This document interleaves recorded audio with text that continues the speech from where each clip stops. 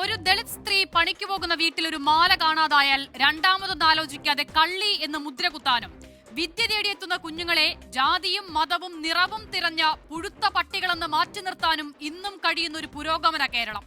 കുന്നോളം പ്രതീക്ഷകളുമായി ആ വിദ്യാലയത്തിന്റെ പടി കയറുമ്പോൾ ജീവിതത്തെക്കുറിച്ച്, പ്രിയപ്പെട്ടവരെക്കുറിച്ച് എത്ര സ്വപ്നങ്ങൾ ഉണ്ടായിരുന്നിരിക്കണം അവന്.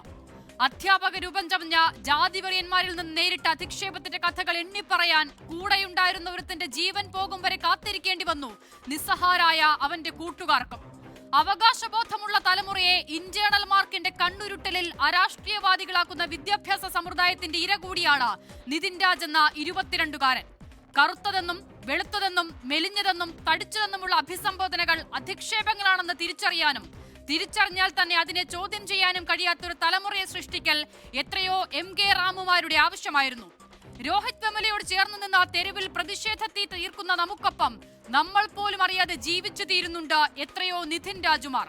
അധ്യാപക വേഷത്തിൽ കാലന്റെ പണിയെടുക്കുന്ന ജാതിപര്യന്മാരെ ചൂണ്ടി മരിച്ച നിതിൻ ഇനിയും മൗനമായി ഇരിക്കരുത് എന്ന ഓർമ്മപ്പെടുത്തൽ കൂടിയാണ്. ഇന്നീ ചർച്ചയിൽ പങ്കെടുക്കുന്നവർ: രാജൻ, നിതിന്റെ അച്ഛൻ; അലോഷ്യസ് സേവ്യർ, KSU സംസ്ഥാന president; Sayyid Muhammad Sadiq, SFI state joint secretary; സണ്ണിയം കബിക്കാട്, സാമൂഹിക നിരീക്ഷകൻ; രാഹുൽ ഈശ്വർ, വലത് നിരീക്ഷകൻ; ഒപ്പം തന്നെ നിതിന്റെ സഹപാഠി കൂടിയായ ആർച്ച എന്നിവരാണ്. പ്രിയ പ്രേക്ഷകർക്ക് സ്വാഗതം എൻകൗണ്ടറിലേക്ക്.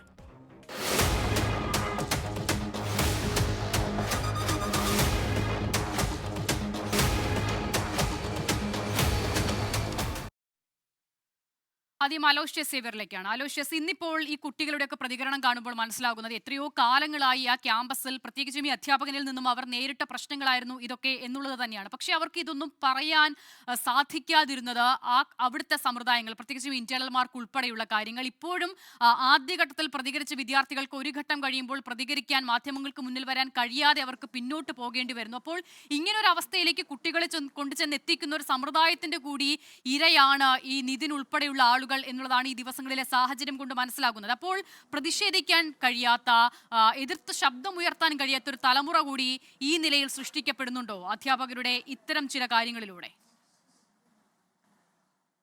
പക്ഷേ തീർച്ചയായിട്ടും നമ്മൾ ഈ ഒരു വാർത്ത, നമ്മൾ ഈ നിതിൻ എന്ന് പറയുന്ന ചെറുപ്പക്കാരൻ്റെ മരണവുമായി ബന്ധപ്പെട്ട വാർത്തയുടെ ഞെട്ടലിൽ നിന്ന് കേരളീയ പൊതുസമൂഹം ഇതുവരെ വിട്ടുമാറിയിട്ടില്ല. കാരണം ഈ 2026 എത്തി നിൽക്കുമ്പോഴും, ഈ ഏപ്രിൽ മാസത്തിൽ എത്തി നിൽക്കുമ്പോഴും ഇത്തരത്തിൽ ജാതിയുടെ പേരിൽ ഒരു വിദ്യാർത്ഥിക്ക്, അതും അധ്യാപകനിൽ നിന്ന് വലിയ ഭീകരമായിട്ടുള്ളൊരു പ്രയാസമുണ്ടാകുന്നു എന്ന് പറയുമ്പോൾ നമുക്കൊക്കെ അതിൻ്റെ ഒരു ഞെട്ടലിൽ തന്നെയാണ് നമ്മൾ.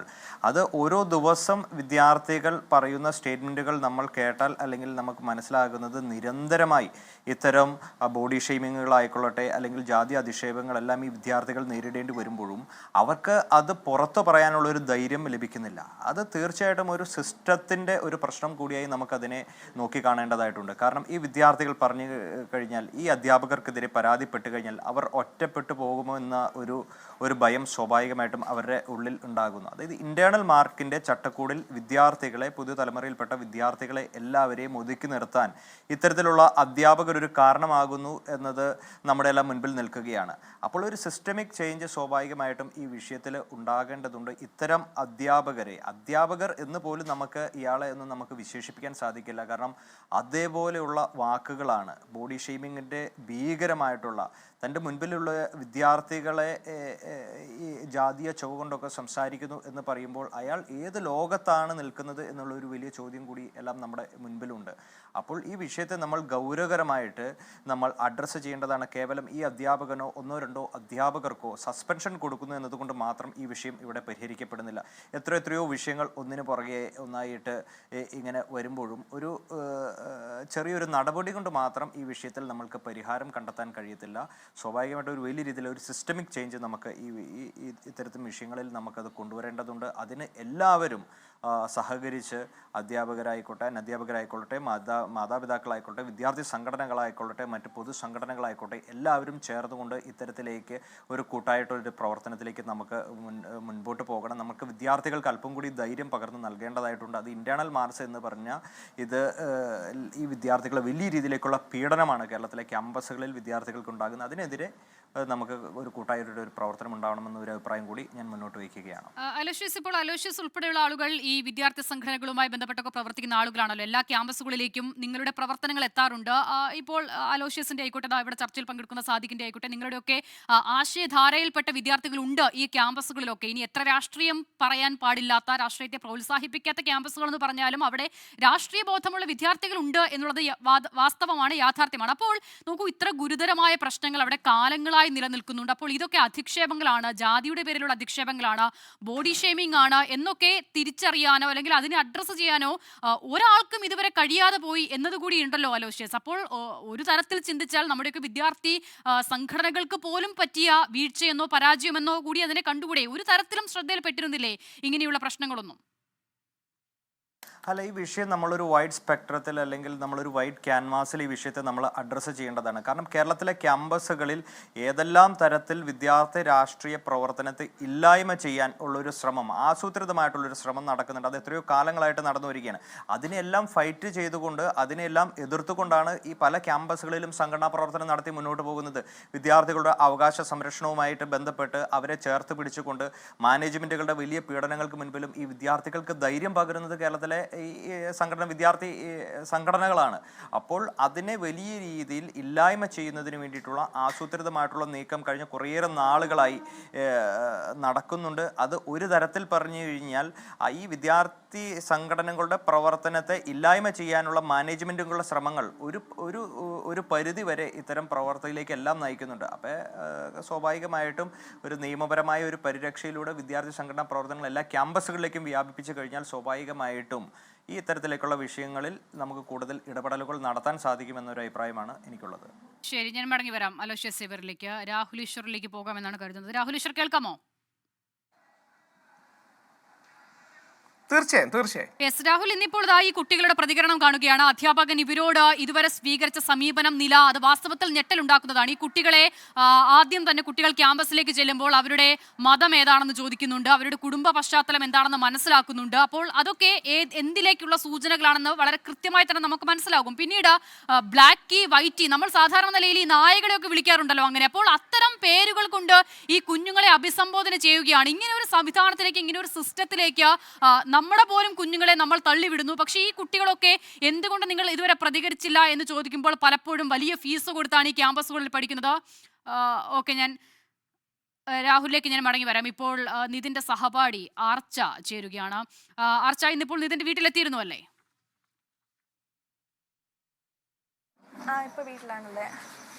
ആദ്യഘട്ടങ്ങളിലൊക്കെ വീട്ടിലേക്ക് എത്താൻ കഴിയാത്ത സാഹചര്യം ഉണ്ടായിരുന്നു നിങ്ങൾക്ക്. എന്തുകൊണ്ടാണ് അങ്ങനെ ഉണ്ടായത്? ഇല്ല, അത് എനിക്ക് വരാൻ പറ്റിയിട്ട് സിറ്റുവേഷനായി. ഞാൻ ഒട്ടും ഓക്കെ അല്ലായിരുന്നു ഇങ്ങോട്ട് വരാൻ വേണ്ടിയിട്ട്. അതാ വരാത്ത, അല്ല പ്രത്യേകിച്ച് വേറെ ഒന്നുമല്ല. ഞാൻ ഇന്നലെ രാവിലെ എത്തിയത് പോലും. പിന്നെ മെനിങ്ങാന്ന് അവിടെ തന്നെ ഉണ്ടായിരുന്നു, കോളേജിലുണ്ടായിരുന്നു. ബോഡി എടുത്തിട്ടാണ് ഞാൻ വൈകിട്ട് ട്രെയിൻ കയറി. പിന്നെ ഇന്നലെ ഒട്ടും ഓക്കെ അല്ലായിരുന്നു വരാൻ വേണ്ടിയിട്ട്, അതാ വരാത്ത. അപ്പോൾ ഇപ്പോഴാണ് ക്യാമ്പസിലെ പല വിവരങ്ങളും പുറം ലോകം അറിയുന്നത്. അർച്ച, ഞെട്ടലോട് കൂടിയാണ് പല സംഭവങ്ങളെക്കുറിച്ചും കേൾക്കുന്നത്. ഇപ്പോൾ നിതിന്റെ കാര്യത്തിൽ മുൻപേ അറിയാമായിരുന്നു? നിതിൻ ഇക്കാര്യങ്ങളൊക്കെ പറഞ്ഞിട്ടുണ്ടായിരുന്നോ നിങ്ങളോടൊക്കെ? എൻ്റെ ക്ലാസ്മേറ്റാണ് നിതിൻ. അപ്പോൾ ഞാനെല്ലാം കാണുന്നുണ്ട്. നിതിനെ മാത്രമല്ല, എല്ലാ കുട്ടികളെ, സീനിയേഴ്സ് ആയാലും എൻ്റെ ക്ലാസ്സിലുള്ള എല്ലാവരെയും ആ സാർ അങ്ങനെയാണ് നോക്കുന്നത്. എല്ലാവരെയും അങ്ങനത്തെ ഒരു സാറല്ല ആ പുള്ളിക്കാരൻ അങ്ങനെ കാണുന്നത്. അതായത് മൃഗത്തെ പോലെ ഒരു സ്റ്റുഡൻറ്റിന് അപ്പുറം ഭയങ്കര ടോർച്ചറിങ് ആയിരുന്നു. ഭയങ്കര ബോഡി ഷേമിങ്, പഠിപ്പിക്കത്തൊന്നുമില്ല, ക്ലാസ്സിൽ വരിക, മതപരമായി സംസാരിക്കുക. ഏതെങ്കിലും ഒരു കുട്ടി തട്ടിട്ട് ഫ്രണ്ടിൽ ഇരിക്കുകയാണെങ്കിൽ പിന്നെ ആ കുട്ടിയെ ആ ദിവസം കഴിഞ്ഞു. എന്തെങ്കിലുമൊക്കെ ഇങ്ങനെ ചോദിച്ച് വെറുതെ ടോർച്ചർ ചെയ്തുകൊണ്ടിരിക്കുക. പിന്നെ ക്ലാസ്സൊന്നും എടുക്കില്ല. ആ ദിവസം ചിലപ്പോൾ ലാസ്റ്റ് 5 മിനിറ്റ്സ് എന്തെങ്കിലും ജസ്റ്റ് ഒരു ഇൻട്രൊഡക്ഷൻ പോലെ വായിച്ചിട്ട് പോകും. പിറ്റേ ദിവസം വരുമ്പോൾ ചോദിക്കും, നിങ്ങൾ വായിച്ചോ? ഞാൻ വായിച്ചോ?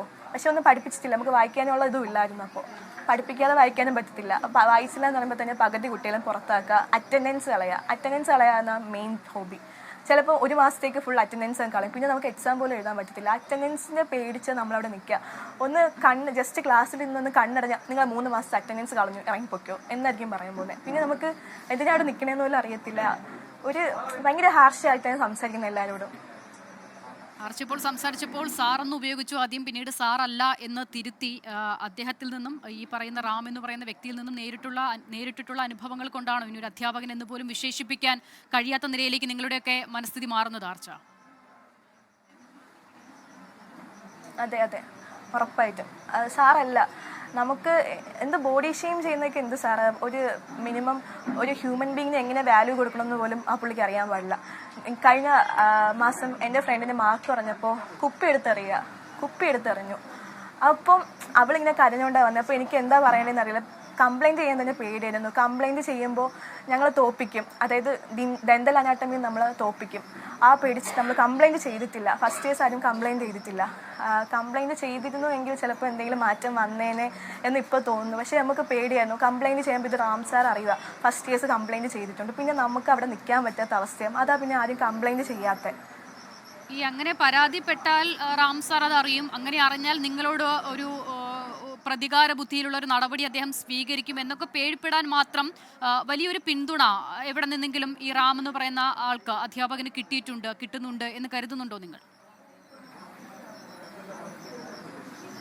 അതിനെപ്പറ്റി എനിക്കറിയില്ല. പക്ഷേ നേരത്തെയുള്ള സീനിയേഴ്സ് ഇങ്ങനെ പറയാറുണ്ട്, റാം സാർ എന്ന് അപ്പോൾ പറയാറുണ്ട്. റാം സാർ ഇങ്ങനെ വരും, ക്ലാസ്സിലൊന്നും പഠിപ്പിക്കത്തൊന്നുമില്ല, പക്ഷേ പുള്ളിക്കാരനെ വെറുപ്പിച്ച് നമ്മൾ കഴിഞ്ഞു, അവിടുത്തെ ജീവിതമേ കഴിഞ്ഞു എന്നുള്ള ഒരിതുണ്ട്. പിന്നെ എല്ലാവരും ഡിപ്രഷനിലാണ്. സീനിയേഴ്സിന് ഇങ്ങനെ കാരണം ഭയങ്കര ഡിപ്രഷനിൽ അവസ്ഥയിൽ എത്തിയിട്ടുണ്ട്. മിക്ക കുട്ടികളും സൂയിസൈഡ് ഒരു അറ്റംപ്റ്റ് വന്നിട്ടുണ്ട്. അതൊക്കെ ഞാൻ ഇപ്പോഴാണ് അറിയുന്നത്. കുറച്ച് ചേച്ചിമാർ എന്നോട് സംസാരിച്ചിട്ടുണ്ടായിരുന്നു. പുള്ളിക്കാരനെ കാണാൻ നമ്മൾ ഡിപ്രഷനിലായിരുന്നു, സൂയിസൈഡ് വരെ ചെയ്യാനുള്ള ഇത് പോയി, പാരൻസിനെ ആലോചിച്ച് മാത്രം ഒന്നും ചെയ്യാത്ത ഈ കോഴ്സ് എടുക്കേണ്ടത്. ഇപ്പോൾ നമ്മൾ നിതിന്റെ കാര്യമാണ് സംസാരിക്കുന്നത്. അതിന് മുൻപ് തന്നെ പല കുട്ടികളും ആത്മഹത്യാ ശ്രമത്തിലേക്ക് ഈ പറയുന്ന റാം എന്ന് പറയുന്ന അധ്യാപകന്റെ ഇടപെടൽ കൊണ്ട് ആത്മഹത്യാ ശ്രമത്തിലേക്ക് വരെ എത്തിയിട്ടുണ്ട് എന്നുള്ളതാണോ ആർച്ച മനസ്സിലാക്കുന്നത്? ഉണ്ടായിട്ടുണ്ട്. എന്നിട്ടും ആർക്കും പരാതിപ്പെടാൻ സാധിച്ചില്ലല്ലേ? പേടിയായിരുന്നു. ഇനി എന്താ അപ്പോൾ കംപ്ലൈൻറ്റ് ചെയ്താൽ ഇനി വരുമ്പോൾ എങ്ങനെ അയാൾ നമ്മളെ ട്രീറ്റ് ചെയ്യും, എങ്ങനെ ഇരിക്കും നമ്മളോട്, നമ്മൾ ഫുൾ ഇപ്പോൾ 5.5 വർഷത്തെ കോഴ്സ് പിന്നെ അത് നീണ്ടു പോവേണ്ടി വരുമോ എന്നുള്ള പേടി കാരണം നമ്മൾ പിന്നെ കംപ്ലൈൻറ്റ് ചെയ്യാൻ പോയില്ല. അതൊക്കെ ഒന്ന് സഹിച്ചങ്ങനെ നിന്നു. കംപ്ലൈൻറ്റ് ചെയ്താൽ മതിയായിരുന്നു എന്ന് തോന്നിപ്പോവാ. ഇപ്പോൾ ഈ നിതിന്റെ കാര്യം എപ്പോഴാണ് ആർച്ച മനസ്സിലാക്കുന്നത്? നിതിൻ ഇങ്ങനെ പ്രശ്നം നേരിട്ടിരുന്നു എന്നുള്ളത് നിങ്ങളൊക്കെ എപ്പോഴാണ് മനസ്സിലാക്കുന്നത്? അത് കഴിഞ്ഞ ദിവസം ക്ലാസ്സിൽ 2 ആഴ്ച മുന്നേ ക്ലാസ്സിൽ വന്നിട്ടുണ്ടായിരുന്നു ഈ റാം. അപ്പോൾ അവൻ്റെ പേപ്പർ എടുത്തുകൊണ്ട് വരാൻ പറഞ്ഞിട്ടുണ്ടായിരുന്നു വേറെ കുട്ടികളോട്. അപ്പോൾ എടുത്തുകൊണ്ട് വന്നിട്ട് ഓരോ ലൈൻ ബൈ ലൈൻ വായിച്ചിട്ട് അവൻ 1 മന്ത് 2 മന്ത് എന്തോ ലീവായിരുന്നു വന്നിട്ടുണ്ടായിരുന്നു ക്ലാസ്സിൽ. അപ്പോൾ ആ കുട്ടിക്കൊന്നും പഠിക്കാൻ പറ്റിയിട്ടില്ല. പഠിച്ചാലും ക്ലാസ് അറ്റൻഡ് ചെയ്താലും മാത്രമേ നമുക്ക് എക്സാം നന്നായിട്ട് എഴുതാൻ പറ്റത്തുള്ളൂ. ആ പുള്ളിക്കറിയാം അവൻ ലീവ് എടുത്തിരുന്നു, അവൻ വീട്ടിലായിരുന്നു എന്നൊക്കെ അറിയാം. എന്നിട്ടും ചുമ്മാ ടാർഗറ്റ് ചെയ്യാൻ വേണ്ടിയിട്ട് ഓരോ ലൈൻ വായിച്ചിട്ട് എന്താ നീ സ്കൂളിൽ പഠിച്ചിട്ടില്ലേ എന്നൊക്കെ ചോദിച്ച് വെറുതെ കുട്ടികളെ മുന്നിൽ വെച്ച് ബാക്കി 99 സ്റ്റുഡൻസിനെ മുന്നിൽ വെച്ച് ഹറാസ് ചെയ്തിട്ടുണ്ട്, നല്ല രീതിക്ക് ഹറാസ് ചെയ്തിട്ടുണ്ട്. എന്നിട്ട് ചോദിച്ചു PTA മീറ്റിങ്ങിന് എന്താ അമ്മ വരാത്തേ ചോദിച്ചു. അമ്മ വരാത്തേ ചോദിച്ചപ്പോൾ പറഞ്ഞതെന്ന് വെച്ചാൽ, അപ്പോൾ അവൻ പറഞ്ഞു അമ്മയ്ക്ക് സർജറി ആയിരുന്നു, വരാൻ പറ്റിയിട്ടുണ്ടായിരുന്നില്ല. അപ്പോൾ പറഞ്ഞു അമ്മയ്ക്ക് കാലിന് കുഴപ്പമൊന്നുമില്ലായിരുന്നല്ലോ, അപ്പോൾ വരായിരുന്നല്ലോ എന്ന് ചോദിച്ചു. അപ്പോൾ അവൻ ഒന്നും മിണ്ടിയില്ല. ലാസ്റ്റാണ് അവൻ എന്തോ പ്രതികരിച്ചത്. എന്നിട്ട് ചോദിച്ചു എന്നാൽ പിന്നെ നീ നിൻ്റെ ഓർഗൻസ് എന്തെങ്കിലുമൊക്കെ എടുത്ത് കളഞ്ഞോ എന്നുള്ള രീതിയിൽ സംസാരിച്ചായിരുന്നു. എന്നിട്ട് അങ്ങനെ ചുമ്മാ എന്നിട്ട് അമ്മയോട് പറഞ്ഞേക്ക് നിൻ്റെ 3 മാർക്ക് ഞാൻ സർപ്രൈസ് ആയിട്ട് കട്ട് ചെയ്തിട്ടുണ്ട്, അങ്ങനത്തെ രീതിയിൽ സംസാരിച്ചിട്ടുണ്ടായിരുന്നു. ക്ലാസ്സിലിരിക്കുന്ന കുട്ടികളെ മറ്റേ കുട്ടിയെ വെച്ച് അടിച്ചില്ലെങ്കിൽ പയ്യനെ അടിക്കുന്നെങ്കിൽ ചോദിക്കും നീ എന്താ ട്രാൻസ്ജെൻഡർ ആണോ, ഗേ ആണോ, നന്നായിട്ട് അടിക്കുക എന്നുള്ള രീതിയിലാണ് സംസാരിക്കുന്നത്. എന്നെയൊക്കെ നല്ല രീതിക്ക് ബോഡി ഷെയിം ചെയ്തിട്ടുണ്ട്. ബാക്കി സ്റ്റുഡൻസിനെ ആയാലും ഇച്ചിരി നല്ല ഫെയർ ആയിട്ടുള്ള കുട്ടിയാണെങ്കിൽ പറയും ഓ യു ലുക്ക് ലൈക്ക് സിൻഡ്രല്ല എന്നുള്ള രീതിയിലാണ് സംസാരിക്കുക. ബാക്കി എല്ലാവരും അങ്ങ് സംസാരിക്കുക ചെയ്യുന്നത്. ഇപ്പോൾ ആർച്ച നിങ്ങളൊക്കെ ആദ്യഘട്ടത്തിൽ പ്രതികരിക്കാൻ എല്ലാവർക്കും മടിയുണ്ടായിരുന്നു. ആർച്ച തന്നെ പറയുന്നു പരാതിപ്പെടാൻ പേടിയായിരുന്നു, അതുകൊണ്ടാണ് ഇതുവരെ ഒരു പ്രതിഷേധവും ഉയർത്താതിരുന്നത്. പക്ഷേ ഇപ്പോൾ ആർച്ച ഉൾപ്പെടെയുള്ള ഒരുപാട് ആളുകൾ വലിയ തരത്തിൽ പ്രതിഷേധം ഉയർത്തുന്നുണ്ട്. സമൂഹ മധ്യത്തിൽ വന്നൊക്കെ സംസാരിക്കുന്നുമുണ്ട്. ഈ ധൈര്യം അതിപ്പോൾ എങ്ങനെയുണ്ടായി ആർച്ച? അത് തുടരുമോ? അത് ഏതെങ്കിലുമൊക്കെ നിലയിൽ അതിനെയും അടിച്ചമർത്താനുള്ള ശ്രമങ്ങൾ ഉണ്ടാകുമെന്ന് ഭയപ്പെടുന്നുണ്ടോ? ഇല്ല, അന്ന് ഇൻസിഡൻറ്റ് നടന്നപ്പോൾ കുറച്ച് കഴിഞ്ഞപ്പോൾ തന്നെ പ്രിൻസിപ്പാൾ ഇങ്ങനെ പറഞ്ഞിട്ടുണ്ടായിരുന്നു നിങ്ങൾക്ക് എന്തെങ്കിലും ഉണ്ടെങ്കിൽ പറഞ്ഞോ, ഞാൻ സപ്പോർട്ട് ചെയ്യും, ഞാൻ സ്റ്റുഡൻസിൻ്റെ ഭാഗത്ത് നിൽക്കുള്ളൂ എന്ന് പറഞ്ഞിട്ടുണ്ടായിരുന്നു. എങ്കിലും ഒരു പേടി, ഡെന്റൽ അനാട്ടമി ഡിപ്പാർട്ട്മെൻറ്റ് അവിടെ തന്നെ ഉണ്ടല്ലോ, വേറെ ടീച്ചേഴ്സും ഉണ്ടല്ലോ, ഇനി ആകെ എഡ്ജിൽ നമുക്ക് എന്തെങ്കിലും മാർക്ക് എന്തെങ്കിലും കുറയുക അങ്ങനെ എന്തെങ്കിലും ചെയ്താലോ എന്ന് വെച്ചിട്ട് നമ്മൾ ഇനി ഒന്നും മിണ്ടാൻ പോയില്ല. അതാ പിന്നെ കംപ്ലൈൻറ്റ് ചെയ്യാത്തതിൻ്റെ കാരണം. ഇപ്പോൾ ഒരു ജീവൻ പോയി, എനിക്ക് ഒന്നും പറയാൻ പറ്റാത്തതിൽ ഭയങ്കര റിഗ്രറ്റായിരുന്നു. ഇന്നലെ എനിക്ക് ഉറക്കമില്ല, ഇന്ന് ഫുഡൊന്നും കഴിക്കാൻ പറ്റിയിട്ടില്ല. എന്തെങ്കിലും അവന് വേണ്ടി ഇതെങ്കിലും ചെയ്യാനെങ്കിലും തോന്നി, ഒന്നും ചെയ്യാൻ പറ്റുന്നുണ്ടായിരുന്നില്ല. അതാ പിന്നെ പറയാം എന്താ ഇപ്പം ഇത് പറയുമ്പോൾ എൻ്റെ ലൈഫ് എന്താവുന്ന പോലും എനിക്കറിയില്ല. മേ ബി എന്നെ തോപ്പിക്കും എന്താണെന്നറിയില്ല, പക്ഷേ ഇത് പറയേണ്ട സമയം കഴിഞ്ഞുപോയി, ഇനിയെങ്കിലും ഇത് പറയണം. നാളെ ചിലപ്പോൾ എൻ്റെ ജീവനായിരിക്കും ഇതേപോലെ പോകുന്നത്, ഞാനായിരിക്കും ചിലപ്പോൾ സൂയിസൈഡ് ചെയ്യാൻ പോകുന്നത്. അതുകൊണ്ട് ഇനി ആർക്കും ഇങ്ങനൊരു അവസരം, ഇങ്ങനത്തെ ഒരു സാഹചര്യം ആർക്കും വരരുത്.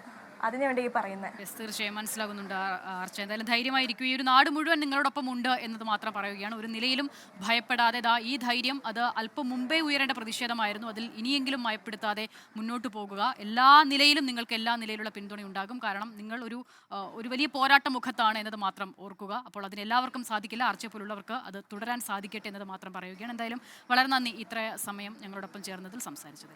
മറ്റതിഥികളിലേക്ക് പോകാം. ശ്രീ സണ്ണിയം കവിക്കാട്, ഇപ്പോൾ പല കാര്യങ്ങളും ഞെട്ടലോടുകൂടിയാണ്, അതിശയത്തോടു കൂടിയാണ് കേൾക്കുന്നത്. നമ്മൾ എന്നോ ഉന്മൂലനം ചെയ്തു എന്ന് വിശ്വസിച്ചിരുന്ന ഒരുപാട് കാര്യങ്ങൾ, അത് ജാതി ആയിക്കോട്ടെ, നിറത്തിന്റെ പേരിലുള്ള അധിക്ഷേപങ്ങളായിക്കോട്ടെ, ഇന്നും നമ്മളുടെ ഇടയിൽ ആ നിലയിൽ തന്നെ നിലനിൽക്കുന്നുണ്ട് എന്നത് മാത്രമല്ല, ഒരു പുതിയ തലമുറയെ അതിൽ നിന്നൊക്കെ മോചിപ്പിച്ച് നേരിന്റെ വെളിച്ചം പകരേണ്ട വിഭാഗം തന്നെ, അധ്യാപകർ എന്ന് പറയുന്ന വിഭാഗം തന്നെ അതിന്റെ പ്രയോക്താക്കളായി ഇന്നും മാറുന്നുണ്ട്.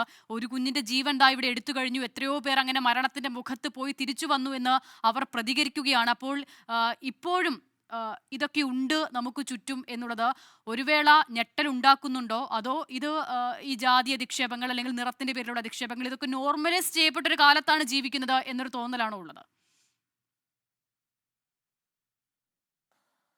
അല്ല, തീർച്ചയായിട്ടും ഒരു കേരളീയ സമൂഹത്തിൽ എന്നല്ല ഒരു സമൂഹത്തിലും സംഭവിക്കരുതാത്ത ഒരു ഇൻസ്റ്റിറ്റ്യൂഷണൽ മർഡറാണ് യഥാർത്ഥത്തിൽ അവിടെ നടന്നിട്ടുള്ളത്. അപ്പോൾ അത് ഇപ്പോൾ ആർച്ച എന്ന കുട്ടി വളരെ സധൈര്യം ഈ വിഷയം പറയുമ്പോൾ ആ കുട്ടി നേരിടാവുന്ന പ്രതിസന്ധികളെക്കുറിച്ച് ആ കുട്ടി സൂചിപ്പിക്കുന്നുണ്ട്.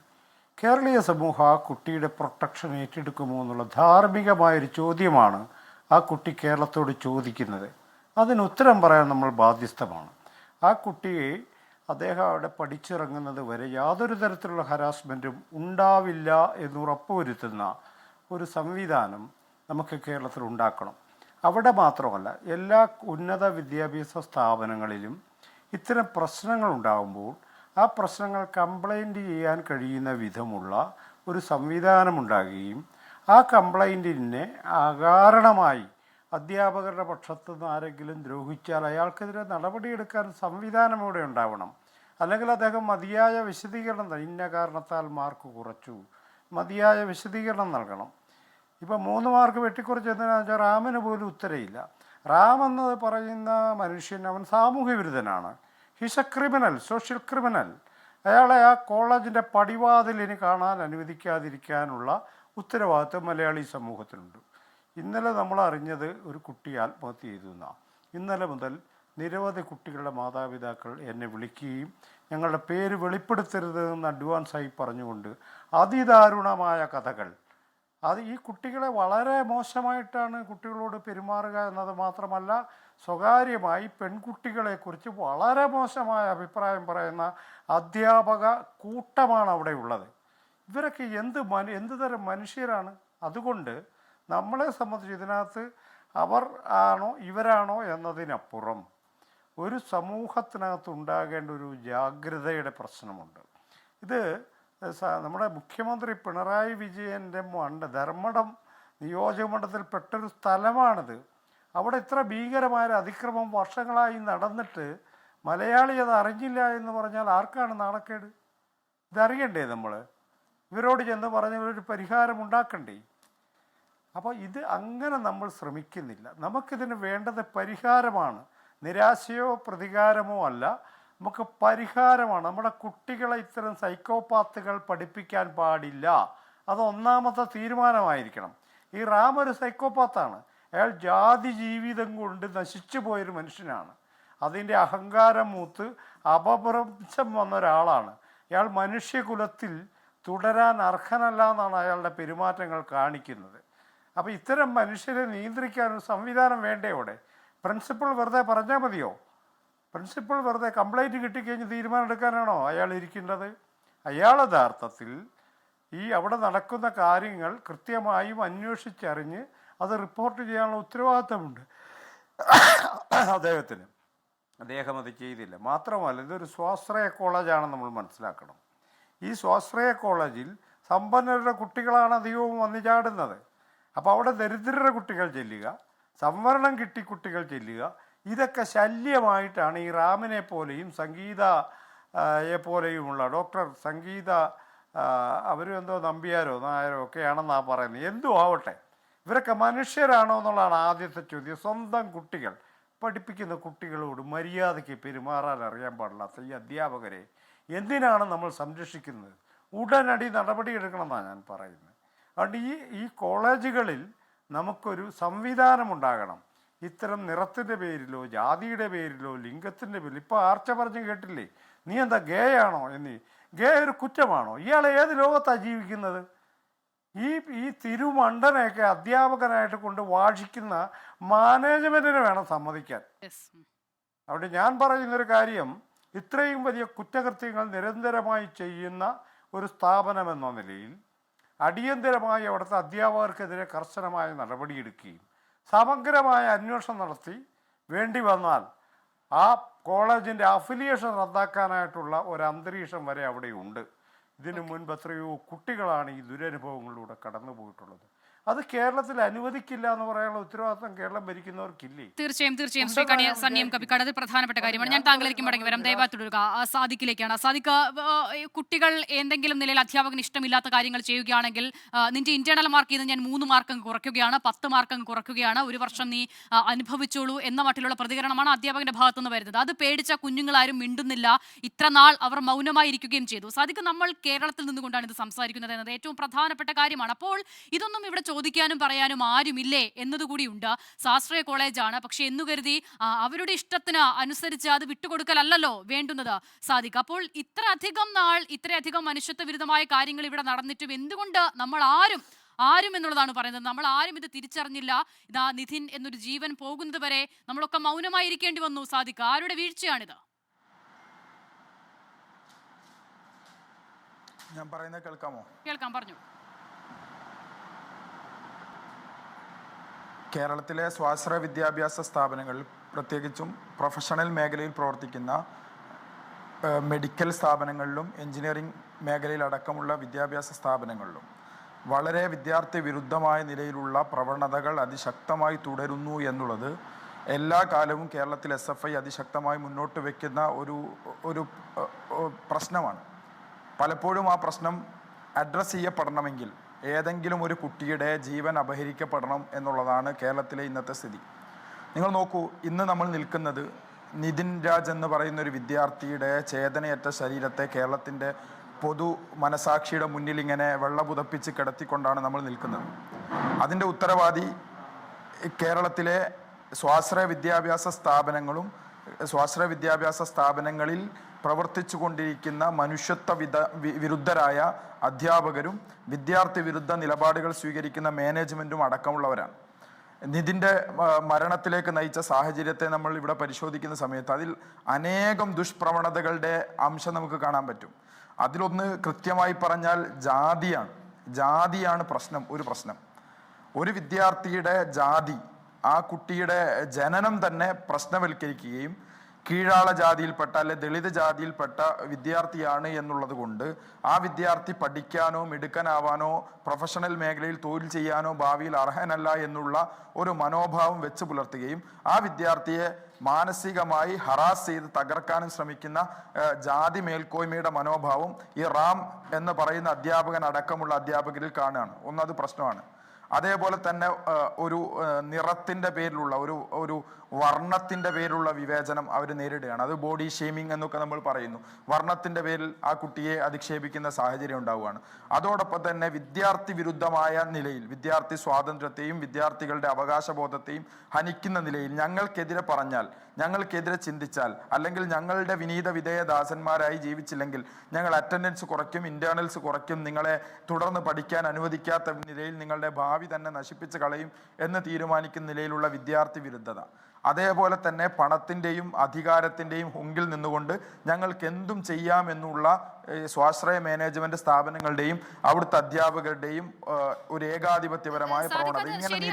പറഞ്ഞു വരുന്ന പശ്ചാത്തലം ശരിയാണ്. ഞാൻ മുൻപ് അലോഷ്യസിനോടും ചോദിച്ചു. അതായത് സാദിഖ്, ഇങ്ങനെ ഒരു സാഹചര്യം ഉണ്ടാകുമ്പോൾ പ്രധാനമായും അവിടെ ഇടപെടൽ നമ്മൾ പ്രതീക്ഷിക്കുന്നത് വിദ്യാർത്ഥി സംഘടനകളിൽ നിന്നുമാണല്ലോ. ഇപ്പോൾ സാദിഖിന്റെയും അലോഷ്യസിന്റെയും ഒക്കെ, ഞാൻ മുൻപ് അലോഷ്യസിനോടും അത് തന്നെയാണ് പറഞ്ഞത്. അപ്പോൾ അത്തരം സംഘടനകൾക്ക് പോലും നിങ്ങളുടെയൊക്കെ പ്രവർത്തനത്തിലുള്ള കുട്ടികൾ അവിടെ പഠിക്കുന്നുണ്ടായിരിക്കും. നേരത്തെ അസിത ഉന്നയിച്ചതും ഇപ്പോൾ സാദിഖ് കേൾക്കുന്നുണ്ടോ? പ്രസക്തമാവുന്നത് വിദ്യാർത്ഥി സംഘടന അവിടെ അനുവദിച്ചില്ലെങ്കിൽ നിങ്ങൾ പ്രവർത്തിക്കില്ലേ? വിദ്യാർത്ഥി സംഘടനാ പ്രവർത്തനത്തിന് കടലാസിൽ അംഗീകാരം നൽകിയാൽ മാത്രമേ നിങ്ങൾ പ്രവർത്തിക്കുള്ളൂ എന്നുള്ളത് ആ ചോദ്യം പ്രസക്തമാണ്. പക്ഷെ അവിടെ ഒരു പ്രശ്നമുണ്ട്. ഇത്തരം വിദ്യാഭ്യാസ സ്ഥാപനങ്ങളിൽ അറ്റൻഡൻസിന്റെയും ഇന്റേണൽസിന്റെയും പേര് പറഞ്ഞ് വിദ്യാർത്ഥികളെ ഭീഷണിപ്പെടുത്തുമ്പോൾ അതിനോട് പ്രതികരിച്ചുകൊണ്ട് പ്രതിരോധം തീർത്തുകൊണ്ട് വിദ്യാർത്ഥി സംഘടനാ പ്രവർത്തനം നടത്താൻ പലപ്പോഴും വിദ്യാർത്ഥികൾ സന്നദ്ധമാകുന്നില്ല, ധൈര്യപ്പെടുന്നില്ല എന്നുള്ളൊരു പ്രശ്നമുണ്ട്. എന്നാലും ഞങ്ങൾക്ക് അഭിമാനത്തോടു കൂടി പറയാൻ പറ്റും, കേരളത്തിൽ സാധ്യമാകുന്ന നിലയിലെല്ലാം സ്വാശ്രയ വിദ്യാഭ്യാസ മേഖലയിൽ യൂണിറ്റുകൾ രൂപീകരിച്ച് പ്രവർത്തനം നടത്താൻ SFI ശ്രമിക്കുന്നുണ്ട്. മെഡിക്കൽ മേഖലയിലും എഞ്ചിനീയറിംഗ് മേഖലയിലും അതേപോലെ തന്നെ ആർട്സ് ആൻഡ് സയൻസ് മേഖലയിലും എല്ലാം ഉള്ള പ്രൊഫഷണൽ സ്ഥാപനങ്ങളിലും സ്വാശ്രയ സ്ഥാപനങ്ങളിലും അവിടെയും അത് 100% പ്രവർത്തനം എത്തിക്കാൻ സാധിക്കാറില്ല. ഇത്തരം ക്യാമ്പസുകളിൽ വലിയ വിദ്യാർത്ഥി വിരുദ്ധത നടക്കുകയാണ്. ശരി ഓക്കെ സാദിഖ്, ആ പോയിന്റ് ക്ലിയർ ആണ്. ഞാൻ മടങ്ങി വരാം സാദിഖിലേക്ക്. ഞാൻ ഇടയ്ക്കൊന്ന് ചോദിക്കാൻ ശ്രമിച്ചെങ്കിലും സാദിഖ് അത് കേട്ടില്ല. പക്ഷേ ആ പോയിന്റിലേക്ക് സാദിഖ് വന്നു. ശ്രീ രാഹുൽ ഈശ്വർ, ഈ വടക്കൻ കേരളത്തിലൊക്കെ തെയ്യക്കോലങ്ങൾ കെട്ടിയാടാറുണ്ട്. അപ്പോൾ തെയ്യക്കോലങ്ങൾ കെട്ടിയാടുമ്പോൾ അവരെ ദൈവം എന്നാണല്ലോ കണക്കാക്കുന്നത്. പക്ഷേ ഈ കോലം അഴിച്ചു വെച്ചാൽ പിന്നീട് അവർ തീണ്ടാപ്പാട് അകലെ നിൽക്കുന്ന മനുഷ്യരാണ്. അപ്പോൾ നമ്മൾ ഈ കഥ കേൾക്കുമ്പോൾ അത് പണ്ടെന്നോ നടന്ന സംഭവമല്ലേ, ഇപ്പോഴും അതൊക്കെ ഉണ്ടോ എന്ന് സാധാരണ ബുദ്ധിയിൽ സാധാരണ യുക്തിയിൽ ചോദിക്കുന്ന മനുഷ്യരുണ്ട്. രോഹിത് വെമുലയെ കുറിച്ച് കേൾക്കുമ്പോൾ അത് കേരളത്തിന് പുറത്ത് എവിടെയോ അല്ലേ, കേരളത്തിൽ ഇതൊക്കെ നടക്കുമോ എന്നും ഇവിടെ ഒന്നുമില്ല, ഇവിടെയെല്ലാം ശാന്തസുന്ദരമാണ് എന്ന് പറയുന്ന മനുഷ്യരെ നമ്മൾ കണ്ടിട്ടുണ്ട്. പക്ഷെ അതിൻ്റെയൊക്കെ ഇടയിലാണ് ഇതുപോലെയുള്ള നിതിൻ രാജുമാർ ഉണ്ടാകുന്നത്. ഇതൊരു തുടർച്ചയാണ് വാസ്തവത്തിൽ. ആർച്ച് അല്പം മുമ്പ് പറയുകയാണ്, ഇതിനു മുൻപും അതേ ക്യാമ്പസിൽ അവരോടൊപ്പം പഠിക്കുന്ന കുട്ടികൾ ഇതേ പ്രശ്നങ്ങൾ മൂലം ആത്മഹത്യക്ക് ശ്രമിച്ച ആളുകളുണ്ട് എന്ന്. അപ്പോൾ ഒരുപക്ഷെ ഇതിനു മുൻപേ നമ്മൾ ചർച്ച ചെയ്യേണ്ടിയിരുന്ന വിഷയമാണ്. മാധ്യമങ്ങൾക്കുൾപ്പെടെ ആ ജാഗ്രത പുലർത്താൻ കഴിഞ്ഞതുമില്ല. ഇവിടെ ഇപ്പോൾ ഒരു നിതിൻ രാജിന്റെ ജീവൻ പോകേണ്ടി വന്നു. പക്ഷേ ഇതൊരു തുടർച്ചയാണ് എന്നുള്ളതാണ് നമ്മളെ അമ്പരപ്പിക്കുന്നത്, ഞെട്ടിപ്പിക്കുന്നത്. ഈ കേരളത്തിലും ഇന്നും നമ്മൾ ജാതിയുടെ പേരിൽ വിവേചനം നേരിടുന്ന കുഞ്ഞുങ്ങളെ കുറിച്ച്, കലാലയങ്ങളിൽ വിവേചനം നേരിടുന്ന കുഞ്ഞുങ്ങളെ കുറിച്ച് സംസാരിക്കേണ്ടി വരികയാണ്. രാഹുൽ, അസിത, ആദ്യം തന്നെ പറയട്ടെ, ആർച്ച പറഞ്ഞത്, ആർച്ചയുടെ ആ ധൈര്യത്തെ പ്രണമിക്കുന്നു. ആ കുഞ്ഞു സഹോദരി ഇത്രയും ശക്തമായി വന്ന് തൻ്റെ ജീവിതത്തിൽ തനിക്കുണ്ടാകാവുന്ന പ്രത്യാഘാതങ്ങൾ മറന്നുകൊണ്ട് തൻ്റെ സുഹൃത്തായ നിതിൻ രാജനും നമ്മുടെ പൊതുസമൂഹത്തിനു വേണ്ടി പറഞ്ഞ വാക്കുകൾ നമ്മൾ എല്ലാവരും ഏറ്റെടുക്കേണ്ട വാക്കുകളാണ്. ഒരു മലയാളി എന്ന രീതിയിൽ, ഒരു കേരളി എന്ന രീതിയിൽ നമ്മുടെ തല താണു പോകേണ്ട സന്ദർഭമാണ്. ഒരു നൂറ്റാണ്ട് മുമ്പ് നമ്മുടെ ജാതീയത കാരണമാണ് സ്വാമി വിവേകാനന്ദൻ കേരളം ഒരു ഭ്രാന്താലയമാണെന്നും നിങ്ങളൊക്കെ ഭ്രാന്തന്മാരുമാണ്, യു പീപ്പിൾ ആർ ലുനറ്റിക്സ് എന്ന് അദ്ദേഹം പറയുകയുണ്ടായത്. അതിൽ നിന്ന് ഒരുപാട് ദൂരം നമുക്ക് മുമ്പോട്ട് പോകാനായിട്ടില്ല എന്നുള്ളതാണ് ഇന്നത്തെ വാർത്തകളിൽ നിന്ന് അറിയുന്നത്. നേരത്തെ ശ്രീ സണ്ണിയം കപ്പിക്കാട് സാറിനെ പോലുള്ള സാമൂഹിക ചിന്തകരും നേരത്തെ ശ്രീ അലോഷിയും SFIയുടെ പ്രതിനിധിയും എല്ലാം പറഞ്ഞത് വളരെ, എനിക്ക് തോന്നുന്നു കേരള പൊതുസമൂഹം മുഴുവൻ ഏറ്റെടുക്കുന്ന കാര്യങ്ങൾ തന്നെയാണ്. വളരെ വേദനാജനകം തന്നെയാണ്. റാം എന്ന് പേരും രാവണന്റെ സ്വഭാവവുമാണ് ആ അധ്യാപകൻ എന്നാണ് ലഭ്യമായ വിവരങ്ങളിൽ നിന്ന് മനസ്സിലാക്കുന്നത്. റാം എന്നാണ് അദ്ദേഹത്തിൻ്റെ പേര്. അദ്ദേഹത്തിന് ലഭ്യമായ വിവരങ്ങളിൽ നിന്ന് പിന്നോക്ക ജനസമൂഹങ്ങളോട്, മുസ്ലിം സമൂഹത്തോട്, തട്ടമിട്ടവരോട് അല്ലെങ്കിൽ കറുത്തവരോട് ഒക്കെ അദ്ദേഹം കാണിക്കുന്ന വിവേചനം ഒരു മലയാളി എന്ന രീതിയിൽ നമ്മളെ തല താഴ്ത്തിക്കുന്നതാണ്. ഇനിയും വേറെ വേർഷൻസ് എന്തെങ്കിലും ഉണ്ടെങ്കിൽ അദ്ദേഹം ഒന്ന് പറയട്ടെ. പക്ഷേ ലഭ്യമായ വിവരങ്ങൾ, കാര്യം ഈ വിദ്യാർത്ഥികളെ അവിശ്വസിക്കേണ്ട കാര്യമില്ലല്ലോ, ഈ യുവാക്കളെയും യുവതികളെയും നമ്മൾ അവിശ്വസിക്കേണ്ട കാര്യമില്ല. അവരുടെ ജീവിതത്തിനും മറ്റും റിസ്ക് എടുത്തുകൊണ്ടും അവരുടെ ഇന്റേണൽ മാർക്സിനും പഠനത്തിനും റിസ്ക് എടുത്തുകൊണ്ടല്ലേ അവർ ഇത്തരം കാര്യങ്ങൾ പറയുന്നത്. അതുകൊണ്ട് അവരെ വിശ്വസിക്കാൻ കഴിയുമെന്ന് തന്നെയാണ് ഞാൻ കരുതുന്നത്. വേറെ ഏതെങ്കിലുമൊക്കെ ആംഗിളുകൾ ഉണ്ടെങ്കിൽ കൂടുതൽ വാർത്തകൾ വന്നോട്ടെ, കൂടുതൽ സത്യങ്ങൾ വെളിയിൽ വരട്ടെ. പക്ഷേ ലഭ്യമായ വിവരങ്ങൾ വെച്ച് കേരള സമൂഹം വളരെ ചിന്തിക്കേണ്ട ഒരു കാര്യമാണ്. അവിടെയാണ് നമ്മൾ ഒറ്റ വരിയും കൂടെ പറഞ്ഞ് അവസാനിപ്പിക്കുക. നമ്മൾ മലയാളികൾ രാഷ്ട്രീയ പ്രബുദ്ധത കൈവരിച്ചിട്ടുണ്ട്. മതസൗഹാർദ്ദം നമ്മുടെ മാതൃകയാണ്, നമ്മുടെ DNA ഉള്ളതാണ്. പക്ഷേ അബോധ തലത്തിൽ ജാതി ഇന്നും വർക്ക് ചെയ്യുന്നുണ്ട്, അല്ലെങ്കിൽ ജാതീയത ഇന്നും വർക്ക് ചെയ്യുന്നുണ്ട് എന്നുള്ളതൊരു വിഷമകരമായ കാര്യമാണ്. ഒരു നൂറ്റാണ്ടായിട്ട് ശ്രീനാരായണ ഗുരുദേവനും ചട്ടമ്പിസ്വാമിയും മഹാത്മാ അയ്യങ്കാളിയും ഗാന്ധിജിയും വിവേകാനന്ദ സ്വാമികളും അല്ലെങ്കിൽ പണ്ഡിറ്റ് കറപ്പനും അടക്കം ഒരുപാട് പേർ പ്രവർത്തിച്ചിട്ടും നമുക്ക് ഇനിയും ഒരുപാട് ദൂരം മുമ്പോട്ട് പോകാനുണ്ട് എന്നുള്ളൊരു തിരിച്ചറിവാണ്. ഞാൻ ഈ ജാതിയിൽപ്പെട്ട ആളാണ് എന്ന് പറഞ്ഞു തുടങ്ങുന്ന ആളുകളുണ്ടല്ലോ. അപ്പോൾ അങ്ങനെ പൊതുവിൽ പറയുന്ന ആളുകൾ ഈ ഒരു സവർണ്ണ ബോധം ഉള്ളിൽ പേർന്ന ആളുകളാണ്. അവർ ഒരു നിഷ്കളങ്കം എന്ന മട്ടിൽ അങ്ങനെ പറഞ്ഞു പോകാറുമുണ്ട്. പക്ഷെ അത്തരം ആളുകൾ പോലും അപ്പോൾ സമൂഹത്തിൽ സ്പ്രെഡ് ചെയ്യുന്ന ഈ ജാതി ചിന്ത അത് എത്രമാത്രമാണ്? അതും അപകടകരമല്ലേ? അല്ല, അവിടെയാണ് മനസ്സിലാക്കേണ്ട ഒരു കാര്യം, ജാതിയും ജാതീയതയും രണ്ടാണ്. അല്ല, ജാതിയും ജാതീയതയും രണ്ടാണ്. ഉദാഹരണം, കഴിഞ്ഞ നൂറ്റാണ്ടിലെ നമ്മുടെ ഏറ്റവും വലിയ സാമുദായിക സംഘടന NSS ആണ്. അതിൽ ശ്രീ മന്നത്ത് പത്മനാഭ പിള്ള അദ്ദേഹത്തിന്റെ പിള്ള എന്ന വാലി വെറ്റ് മാറ്റിയാണ് മന്നത്ത് പത്മനാഭനാകുന്നത്. NSSന്റെ പ്രതിജ്ഞ തന്നെ, അതായത് ഈ സംഗീത എന്ന് പറയുന്ന ഡോക്ടർ സംഗീത അടക്കം ഒരു പക്ഷേ ഭാഗമാകേണ്ട സംഘടനയോ അല്ലെങ്കിൽ അവർ NSSന്റെ ഭാഗമാണോ എന്നറിയില്ല, NSSന്റെ പ്രതിജ്ഞ തന്നെ ഞാൻ എൻ്റെ സമുദായത്തിന് വേണ്ടി പ്രവർത്തിക്കുമ്പോൾ ബാക്കി ഒരു സമുദായത്തിനും ദോഷകരമായി ഒന്നും ചെയ്യില്ല എന്ന് പ്രതിജ്ഞ എടുത്തുകൊണ്ട് ലോകത്തിൽ അങ്ങനെ പ്രവർത്തനം നടത്തുന്ന ഏക സംഘടന ഒരുപക്ഷെ NSS ആണ്. അത് മാതൃകയാണ്. നമ്മുടെ അവർണ ജനവിഭാഗങ്ങൾക്ക് വേണ്ടി സവർണ ജാഥ നടത്തിയത് ഗാന്ധിജിയുടെ നിർദ്ദേശപ്രകാരം നമ്മുടെ ഭാരത കേസരി മന്നത്ത് പത്മനാഭനാണ്. പക്ഷേ ചരിത്രത്തിൽ നമുക്ക് ഇന്നും തെറ്റുകളുണ്ട്, ഇല്ലെന്നൊന്നും പറഞ്ഞിട്ട് കാര്യമില്ല. അതുകൊണ്ടല്ലേ സ്വാമി വിവേകാനന്ദൻ പോലും നമുക്ക് ഭ്രാന്താലയം എന്ന് വിളിച്ചത്. ഇതുകൊണ്ടാണ് ബീഹാറിൽ പോയി ഗാന്ധിജി പറഞ്ഞത് അവിടെ ഭൂകമ്പം ഉണ്ടായപ്പോൾ ഈ ജാതിയിൽപ്പെട്ട അല്ലെങ്കിൽ ഞാൻ ഈ സമുദായത്തിൽപ്പെട്ട ഞാൻ ഈ വർഗത്തിൽപ്പെട്ട ആളാണ് എന്ന് പറയുന്ന ആളുകളെ നമ്മൾ കണ്ടിട്ടുണ്ടല്ലോ. അപ്പോൾ അതെന്തോ മഹത്തരമാണ് എന്ന ഒരു മെസ്സേജ് അങ്ങനെ പറയുന്നവർ പോലും അറിയാതെ കൊടുക്കുന്നില്ലേ എന്നുള്ളതാണ് എന്റെ ചോദ്യം. സ്വാഭാവികമായും അത് കേൾക്കുന്ന അങ്ങനെ അല്ലാത്തവന് ഇതാ എനിക്കിത് പറയാൻ പാടുന്നതാണോ എന്ന് തോന്നുന്നില്ല. അല്ല, ആശയപരമായി ഞാൻ ശ്രീനാരായണീയനാണ്. ഇപ്പം പുറകെ നോക്കിയാൽ ശ്രീനാരായണ ഗുരുദേവന്റെ പാതയിൽ സഞ്ചരിക്കാൻ ആഗ്രഹിക്കുന്ന പ്രയത്നിക്കുന്ന വ്യക്തിയാണ്. വ്യത്യസ്ത ഐഡന്റിറ്റീസ് കാണും. ഈ ഐഡന്റിറ്റീസ് ഇല്ലാതാക്കുക എന്നത് പ്രായോഗികമല്ല. ഇന്ത്യൻ സാഹചര്യം നമുക്കറിയാമല്ലോ. അനൈലേഷൻ ഓഫ് കാസ്റ്റ് എന്ന മഹാനായ ബാബാ സാഹേബ് അംബേദ്കറിന്റെ ലൈനിനേക്കാൾ ഞാൻ യോജിക്കുന്നത് ഹാർമണൈസേഷൻ ഓഫ് കമ്മ്യൂണിറ്റീസ് എന്ന ഗാന്ധിജിയുടെ ലൈനാണ്. അതായത് ഈ സാമുദായിക സ്വത്വങ്ങളൊന്നും ഇരുട്ടി വെളുക്കുമ്പോൾ ഇല്ലാതാകാൻ പോകുന്നില്ല. പകരം ഈ സാമുദായിക സ്വത്വങ്ങളെ ഒരുമിപ്പിച്ചുകൊണ്ട് മഹാത്മാ അയ്യങ്കാളിയെയും ഭാരതകേസരി മന്നത്തുരാമനെയും ശ്രീനാരായണ ഗുരുദേവനെയും പണ്ഡിറ്റ് കറപ്പനെയും അല്ലെങ്കിൽ എല്ലാ വിഭാഗങ്ങളെയും ഒന്നിപ്പിച്ചു കൊണ്ടുപോകുന്നുള്ളൊരു ധാര. ഇത് രണ്ടും അതാണ്. സണ്ണി കപ്രിസ്കാട് സാറും ഞാനും വിയോജിക്കുന്ന ഏക മേഖല അതാണ്. അദ്ദേഹം ഒരു അംബേദ്കർ ദർശനത്തിൽ പോകുന്ന വ്യക്തിയാണ്, ഞാനൊരു ഗാന്ധിയൻ ദർശനത്തിൽ പോകുന്ന വ്യക്തിയാണ്. ഞങ്ങൾ രണ്ടുപേരും വിഷയങ്ങൾ അഡ്രസ്സ് ചെയ്യുന്നത് ഇത് സത്യസന്ധമായിട്ടുണ്ട്. നമ്മുടെ സമൂഹത്തിൽ ജാതീയതയുണ്ട്, ഇൻസ്റ്റിറ്റ്യൂഷണൽ കാസ്റ്റീസം ഉണ്ട്, അൺകോൺഷ്യസ് കാസ്റ്റീസം ഉണ്ട്. പക്ഷേ അതിന്റെ സൊല്യൂഷൻ വ്യത്യസ്ത പാതകളിലാണ്. ഞാനൊക്കെ വിശ്വസിക്കുന്നത് ഞാനിപ്പോൾ അത്രയും ഡീപ്പായ വിഷയത്തിലേക്ക് പോകാൻ ഉദ്ദേശിച്ചാൽ അത് ചോദിച്ചത് രാഹുൽ പറഞ്ഞു വന്നൊരു കോൺടെക്സ്റ്റിൽ ഞാനൊരു ഉപചോദ്യമായി ഇത് ചോദിച്ചതേ ഉള്ളൂ. അതിപ്പോൾ അംബേദ്കറിസ്റ്റ് ആയാലും ശരി, നാരായണ ഗുരുവിന്റെ ആശയങ്ങൾ പിൻപറ്റുന്നവരായാലും ശരി, നമ്മൾ ഈ ജാതിയെക്കുറിച്ച് അഡ്രസ്സ് ചെയ്യുമ്പോൾ ഞാൻ ദാ ഈ വിഭാഗത്തിൽപ്പെട്ട ആളാണ് എന്നതങ്ങ് പറഞ്ഞു വെക്കുകയാണ്. അറിയാതെ അതങ്ങ് പറഞ്ഞു വെച്ചതിന് ശേഷം മറ്റുള്ള കാര്യങ്ങളിലേക്ക് പോകേണ്ടതില്ലല്ലോ എന്നുള്ളതായിരുന്നു എന്റെ ചോദ്യം. ഞാൻ വരാം രാഹുലിലേക്ക്. അലോഷ്യസ്, നമ്മൾ ഈ ക്യാമ്പസിനെ കുറിച്ച് കേൾക്കുമ്പോൾ ഇന്നിപ്പോൾ ദാ നിതിന്റെ സഹോദരി ഉൾപ്പെടെ കഴിഞ്ഞ ദിവസങ്ങളിൽ മാധ്യമങ്ങളോടൊക്കെ പറയുകയാണ് അവിടെ ക്യാമ്പസിന്റെ പലയിടങ്ങളിലും ഈ ബിയർ കുപ്പികളൊക്കെ കാണുകയാണ്, മദ്യത്തിന്റെ ബോട്ടിലുകളൊക്കെ കാണുകയാണ്. അപ്പോൾ ഹോസ്റ്റലുകൾ കേന്ദ്രീകരിച്ച് ഇത്തരം പ്രവർത്തനങ്ങൾ അവിടെ നടക്കുന്നുണ്ട് എന്നവർ പറയുകയാണ്. ഹോസ്റ്റലിന്റെയൊക്കെ ഫീസ് ഇനത്തിൽ വലിയ തുക ഈ കുട്ടികളിൽ നിന്നും വാങ്ങുന്നുണ്ട്. പക്ഷേ അതിനനുസൃതമായ നിലയിൽ നല്ല ഭക്ഷണം അവർക്ക് കിട്ടുന്നില്ല. ഇതൊന്നും ചോദിക്കാൻ ആരുമില്ല. അപ്പോൾ ഇങ്ങനെയൊക്കെ ഒരു കേന്ദ്രം കൂടിയായി ക്യാമ്പസുകൾ മാറുന്നുണ്ട് എന്നുള്ളതാണ്. പക്ഷേ പോയ കാലങ്ങളിൽ വലിയ ജാഗ്രത ഈ വിഷയത്തിലൊക്കെ കേരളീയ പൊതുസമൂഹം സ്വീകരിച്ചിട്ടുണ്ട്. നമ്മളൊരു ശാസ്ത്രീയ മാനേജ്മെന്റ് കോളേജിന്റെ കാര്യമാണ് സംസാരിക്കുന്നത് എങ്കിൽ പോലും അത് ഈ സംവിധാനത്തിന് പുറത്തല്ലല്ലോ അലോഷ്യസ്. അല്ല, ഈ വിഷയങ്ങളെല്ലാം ഇതിനു മുൻപ് നമ്മൾ ഇപ്പം ഇതിൻ്റെ വിഷയം ആയിക്കൊള്ളട്ടെ, ഇതിനു മുൻപുണ്ടായ ഓരോ വിഷയങ്ങളിലും ഒരു പ്രശ്നമുണ്ടാകുമ്പോഴാണ് നമ്മൾ അതിനെപ്പറ്റി ഗൗരവകരമായി ചിന്തിക്കുക, അല്ലെങ്കിൽ ചർച്ചകൾ ഓരോന്ന് രൂപപ്പെട്ടു വരിക. പക്ഷേ ഈ ചർച്ചകൾ ഉണ്ടായി 1 അല്ലെങ്കിൽ 2 ദിവസങ്ങൾക്ക് ശേഷം ഈ ചർച്ചകളെല്ലാം അവസാനിച്ചു പോകുന്നു എന്ന് പറയുന്നത് ഒരു ശുഭകരമായിട്ടുള്ള ഒരു കാര്യമല്ല. കാരണം സ്വാഭാവികമായിട്ടും ഇന്നൊരു നിതിൻ എന്ന് പറയുന്ന ഒരു ചെറുപ്പക്കാരന് മരണത്തിലേക്ക് എത്തേണ്ടുന്ന ഒരു സാഹചര്യം വന്നു. നാളെ ഈ വിഷയങ്ങൾ 1-2 ദിവസം കഴിയുമ്പോഴത്തേക്കും ചർച്ചകൾ എല്ലാവരും പൊതുസമൂഹങ്ങളായിക്കൊള്ളട്ടെ, മാധ്യമമായിക്കൊള്ളട്ടെ, ഈ വിഷയത്തിൽ നിന്നെല്ലാം എന്ത് ചെയ്യുന്നു, അവർ മാറുകയാണ്. പിന്നെ അടുത്തൊരു പ്രശ്നം ഉണ്ടാകുമ്പോഴാണ് സ്വാഭാവികമായിട്ടും ഇത്തരത്തിലേക്കുള്ളൊരു വിഷയങ്ങൾ ഉദയം ചെയ്യുകയും വീണ്ടും ചർച്ചകളിലേക്കൊക്കെ പോകുന്നത്. അപ്പോൾ ഞാൻ സംസാരിച്ചപ്പോൾ ഞാൻ സൂചിപ്പിച്ചു, ഈ മാനേജ്മെൻറ്റുകൾക്ക് അല്ലെങ്കിൽ ഈ കോളേജുകൾക്ക് ഇവരുടെ ഒരു ധാരണ, അവിടെയുള്ള അധ്യാപകരുടെ ഒരു ധാരണ, അവർ ഒരു മേലാള വർഗത്തിൽപ്പെട്ട ആളുകളും അതിൻ്റെ താഴെയുള്ള വിദ്യാർത്ഥികളെല്ലാം കീഴാള വർഗത്തിൽപ്പെട്ട വിദ്യാർത്ഥികളാണ് എന്നൊരു പൊതുധാരണ പല ക്യാമ്പസുകളിലുമുണ്ട്. അതാണ് മാറ്റപ്പെടേണ്ടത്. ഇപ്പോൾ സ്വാഭാവികമായിട്ടും ക്യാമ്പസുകളിൽ വിദ്യാർത്ഥികളുടെ ഭാഗത്തു നിന്ന് എന്തെങ്കിലും പ്രശ്നങ്ങളുണ്ടെങ്കിൽ അല്ലെങ്കിൽ മറ്റു രീതിയിലേക്കുള്ള തെറ്റായ പ്രവണതകളുണ്ടെങ്കിൽ അത് തിരുത്തേണ്ടുന്ന ആളുകളാണ് അധ്യാപകർ. അത് മാതാപിതാക്കളുടേത് അല്ലെങ്കിൽ വിദ്യാർത്ഥികളുടെ, ഇവരുടെ എല്ലാവരുടെയും ഒരു പൊതുവായിട്ടുള്ള ഇടപെടലുകൾ കൊണ്ട് അതിൽ തിരുത്തലുകൾ വരുത്തി മുന്നോട്ട് പോകേണ്ടതാണ്. പക്ഷെ അങ്ങനെ വരുമ്പോഴും ഇതിൻ്റെ അതിർവരമ്പുകൾ എവിടെയാണ് എന്ന് കൃത്യമായിട്ട് നിശ്ചയിക്കപ്പെടേണ്ടുന്ന ഒരു സാഹചര്യമുണ്ട്. ഈ അധ്യാപകരെ പൂർണ്ണമായിട്ടും തള്ളിപ്പറയുന്ന ഒരു സാഹചര്യത്തിലേക്ക് ഈ മാനേജ്മെൻറ്റ് എത്തിയിട്ടില്ല എന്ന് പറയുമ്പോൾ അവരെ സംരക്ഷിച്ച് നിർത്തുന്ന ഒരു സാഹചര്യമാണ് നിലവിലുള്ളത്. അപ്പോൾ ഞാൻ പറയാൻ പറയാൻ ആഗ്രഹിക്കുന്നത് ഇത്തരത്തിലുള്ള മാനേജ്മെൻറ്റ് ക്യാമ്പസുകളിൽ നടക്കുന്ന ഇത്തരം പ്രവർത്തനങ്ങളെ പറ്റി കൃത്യമായിട്ടുള്ളൊരു മോണിറ്ററിംഗ് സംവിധാനങ്ങൾ ഉണ്ടാകണം. ആ സംവിധാനങ്ങൾ ഉണ്ടായി കൃത്യമായിട്ടുള്ള വിദ്യാർത്ഥികളുടെ ഭാഗത്തു നിന്ന് പ്രശ്നങ്ങളുണ്ട് അല്ലെങ്കിൽ പ്രയാസങ്ങളുണ്ട് എങ്കിൽ അതിനെ കൃത്യമായ രീതിയിലേക്ക് തിരുത്തേണ്ടുന്ന അധ്യാപകരാണ്.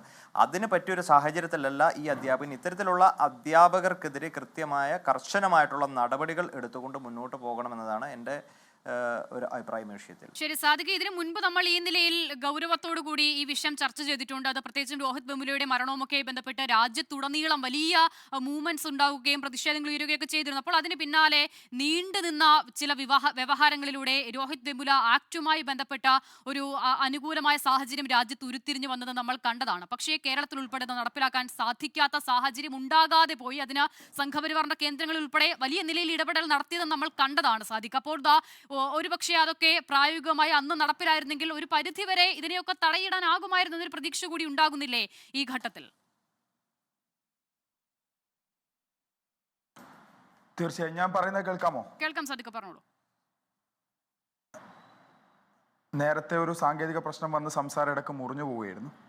ശരി, ഓക്കെ. ഞാൻ ഒരു ചോദ്യം ചോദിക്കാൻ ശ്രമിച്ചിരുന്നു, സാദിഖ് അത് കേട്ടില്ല. പ്രശ്നമില്ല, ഇത് പറഞ്ഞോളൂ സാദിഖ്. അത് പക്ഷേ അതുകൂടി ചേർത്താണ് ഉത്തരം പറഞ്ഞത്. തീർച്ചയായും. അപ്പം രോഹിത് വെമുലയുടെ സംഭവം ഇന്ത്യ രാജ്യം ഒട്ടാകെ ചർച്ച ചെയ്തൊരു വലിയ രാഷ്ട്രീയ പ്രശ്നമായിരുന്നു.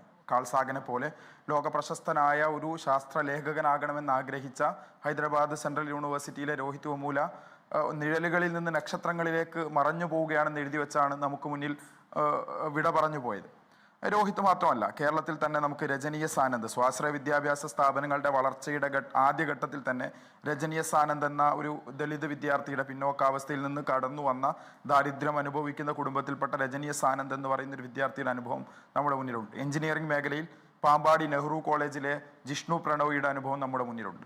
ഈ സ്വാശ്രയ വിദ്യാഭ്യാസ മേഖലയുടെ വളർച്ചയ്ക്കനുസരിച്ച് ഓരോ ക്യാമ്പസുകളിൽ നിന്നും ഇത്തരം വിദ്യാർത്ഥികളുടെ ജീവൻ നമുക്ക് പല കാലങ്ങളിലായി നഷ്ടപ്പെടുകയാണ്. അപ്പോഴും നമ്മൾ ആവർത്തിച്ച് പറയുന്ന ഒരു പ്രശ്നമുണ്ട്. ഇതിന് പരിഹാരം, നിയമപരമായി ഇതിന് പരിഹാരം ഉണ്ടാവണം. രോഹിത് ആക്ടിന് വേണ്ടിയിട്ട് ഇന്ത്യ രാജ്യത്ത് ഇപ്പോൾ വലിയ സമരം നടക്കുകയാണ്. ആ സമരത്തിന്റെ മുൻപന്തിയിൽ നിൽക്കുന്ന ഒരു സംഘടനയാണ് SFI. JNUവിലെ 4 യൂണിയൻ ഭാരവാഹികൾ, JNU-SUവിന്റെ 4 യൂണിയൻ ഭാരവാഹികൾ, അതിൽ SFIയുടെ പ്രതിനിധിയായ മലയാളി കൂടിയായ ഗോപിക അടക്കം 4 പേര് ഇപ്പോഴും സസ്പെൻഡ് ചെയ്ത് പുറത്താണ് നിൽക്കുന്നത്. രോഹിത് ആക്ട് നടപ്പിലാക്കാൻ കേന്ദ്ര ഗവൺമെന്റ് തയ്യാറാകുന്നില്ല എന്ന് മാത്രമല്ല, ദളിത് പിന്നോക്ക വിഭാഗത്തിൽപ്പെട്ട വിദ്യാർത്ഥികൾക്ക് അവർക്ക് പ്രൊട്ടക്ഷൻ നൽകുന്ന നിയമ ഭേദഗതിയെ പോലും സുപ്രീം കോടതിയിൽ പോയി ചലഞ്ച് ചെയ്യാനുള്ള ശ്രമമാണ് കേന്ദ്ര ഗവൺമെന്റ് നടത്തിയത് എന്ന് നമുക്ക് മനസ്സിലാക്കാൻ വേണ്ടി സാധിക്കും. ഈ പ്രശ്നത്തിനുള്ള പരിഹാരം എന്ന് പറയുന്നത് നമ്മുടെ ഉന്നത വിദ്യാഭ്യാസ മേഖലയിൽ രോഹിത് ആക്ട് പോലെ ഒരു ആക്ട് നടപ്പിലാക്കുകയും സംവരണ തത്വങ്ങൾ കൃത്യമായി പാലിക്കുകയും സംവരണ വിഭാഗത്തിൽപ്പെട്ട വിദ്യാർത്ഥികളെ സാധാരണ നിലയിൽ പരിഗണിക്കാനും അവരെ മാറ്റി നിർത്താതെ മാർജിനലൈസ്ഡ് ആയ പിന്നോക്ക ദളിത് വിഭാഗങ്ങളിൽ നിന്ന് വരുന്ന സംവരണത്തിന്റെ ആനുകൂല്യം മുന്നോട്ട് കൈപ്പറ്റുന്ന വിദ്യാർത്ഥികളെ സാധാരണ വിദ്യാർത്ഥികളായി കൈപ്പറ്റുക. അതൊരു ആനുകൂല്യം എന്നുള്ളതിനപ്പുറത്ത് സംവരണം ഒരു അവകാശമാണ്. സംവരണം ഭരണകൂടത്തിന്റെയോ അല്ലെങ്കിൽ നമ്മൾ ഇങ്ങനെ പറയുമ്പോഴും ഇപ്പോൾ ഇവിടെ ഉണ്ടായത് എന്താണ്? ഇവിടെ സംവരണത്തിനല്ല ആ കുട്ടിക്ക് അവിടെ അഡ്മിഷൻ കിട്ടിയത്, മെറിറ്റിൽ തന്നെ കിട്ടിയ അഡ്മിഷൻ ആണ്. പക്ഷെ അങ്ങനെ ഒരു അഡ്മിഷൻ കിട്ടിയ ഒരു ക്യാമ്പസിലേക്ക് പോകുമ്പോഴും നേരത്തെ സനിയം കബിക്കാട് പറഞ്ഞതുപോലെ മാറ്റി നിർത്തപ്പെടേണ്ടവരാണ് എന്നൊരു ഫീൽ അവിടെ ഉണ്ടാകുകയാണ്. അവർ അത് വളരെ കൃത്യമായി കമ്മ്യൂണിക്കേറ്റ് ചെയ്യുകയാണ്, ആ നിലയിൽ പ്രവർത്തിക്കുകയാണ്. അത് എത്രമാത്രം ഗുരുതരമാണെന്ന് നോക്കൂ സാദിഖ്. അപ്പോൾ നമ്മൾ ഇപ്പോൾ സംസാരിക്കുന്ന വിഷയത്തിനേക്കാളും എത്രയോ മേലെയാണ്, എത്രയോ ഡെപ്ത് ഉണ്ട് അതിനെന്നുള്ളതാണ് വാസ്തവം. അല്ല, ഞാൻ പറഞ്ഞു വന്ന അതാണ്. സംവരണത്തെക്കുറിച്ച് ഞാൻ പറയാൻ കാരണം ഈ ജാതി മനോഭാവത്തിന്റെ ഒരു പ്രധാന പ്രശ്നം സംവരണ വിരുദ്ധതയാണ്. അതേപോലെ തന്നെ മെറിറ്റിൽ വരുന്ന വിദ്യാർത്ഥികളോടും നിറത്തിന്റെയും ജാതിയുടെയും അടിസ്ഥാനത്തിലുള്ള വിവേചനം നിലനിൽക്കുകയാണ്. ആ ഒരു ജാതി മേധാവിത്വ ബോധം ഇന്നും മനസ്സിൽ സൂക്ഷിക്കുന്ന റാമിനെ പോലെയുള്ള അധ്യാപകർ നമ്മുടെ ഉന്നത വിദ്യാഭ്യാസ മേഖലയിൽ നിൽക്കുകയാണ്.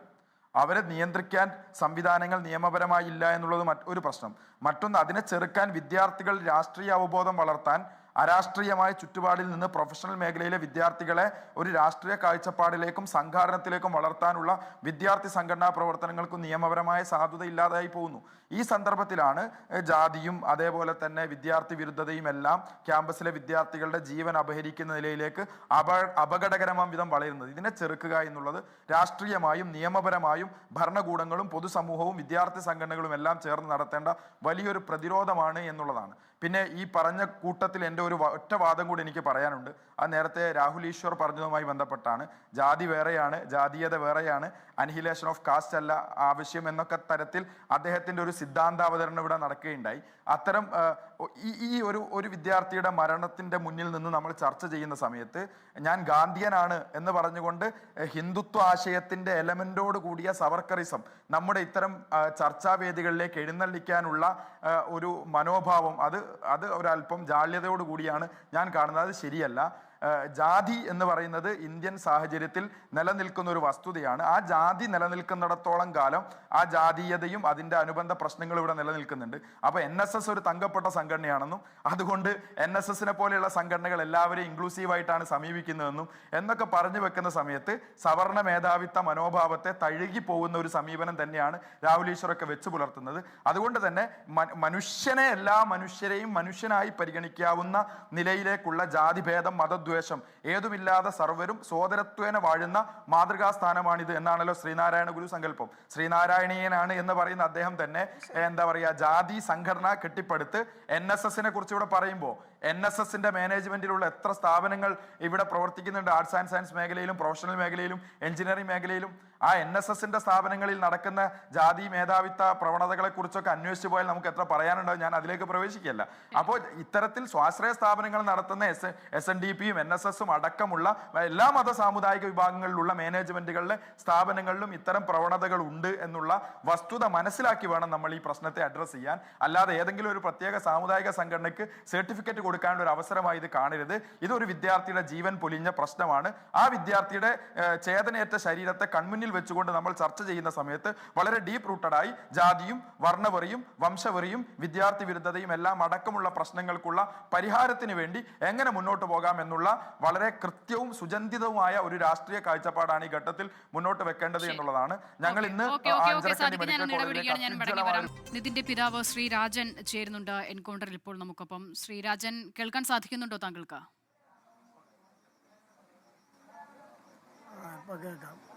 ഇന്നിപ്പോൾ പല കൂടിക്കാഴ്ചകളൊക്കെ ഉണ്ടായിരുന്നു. ആശ്വാസകരമായ ഇടപെടൽ എവിടെ നിന്നെങ്കിലും ഉണ്ടാകുന്നുണ്ടോ?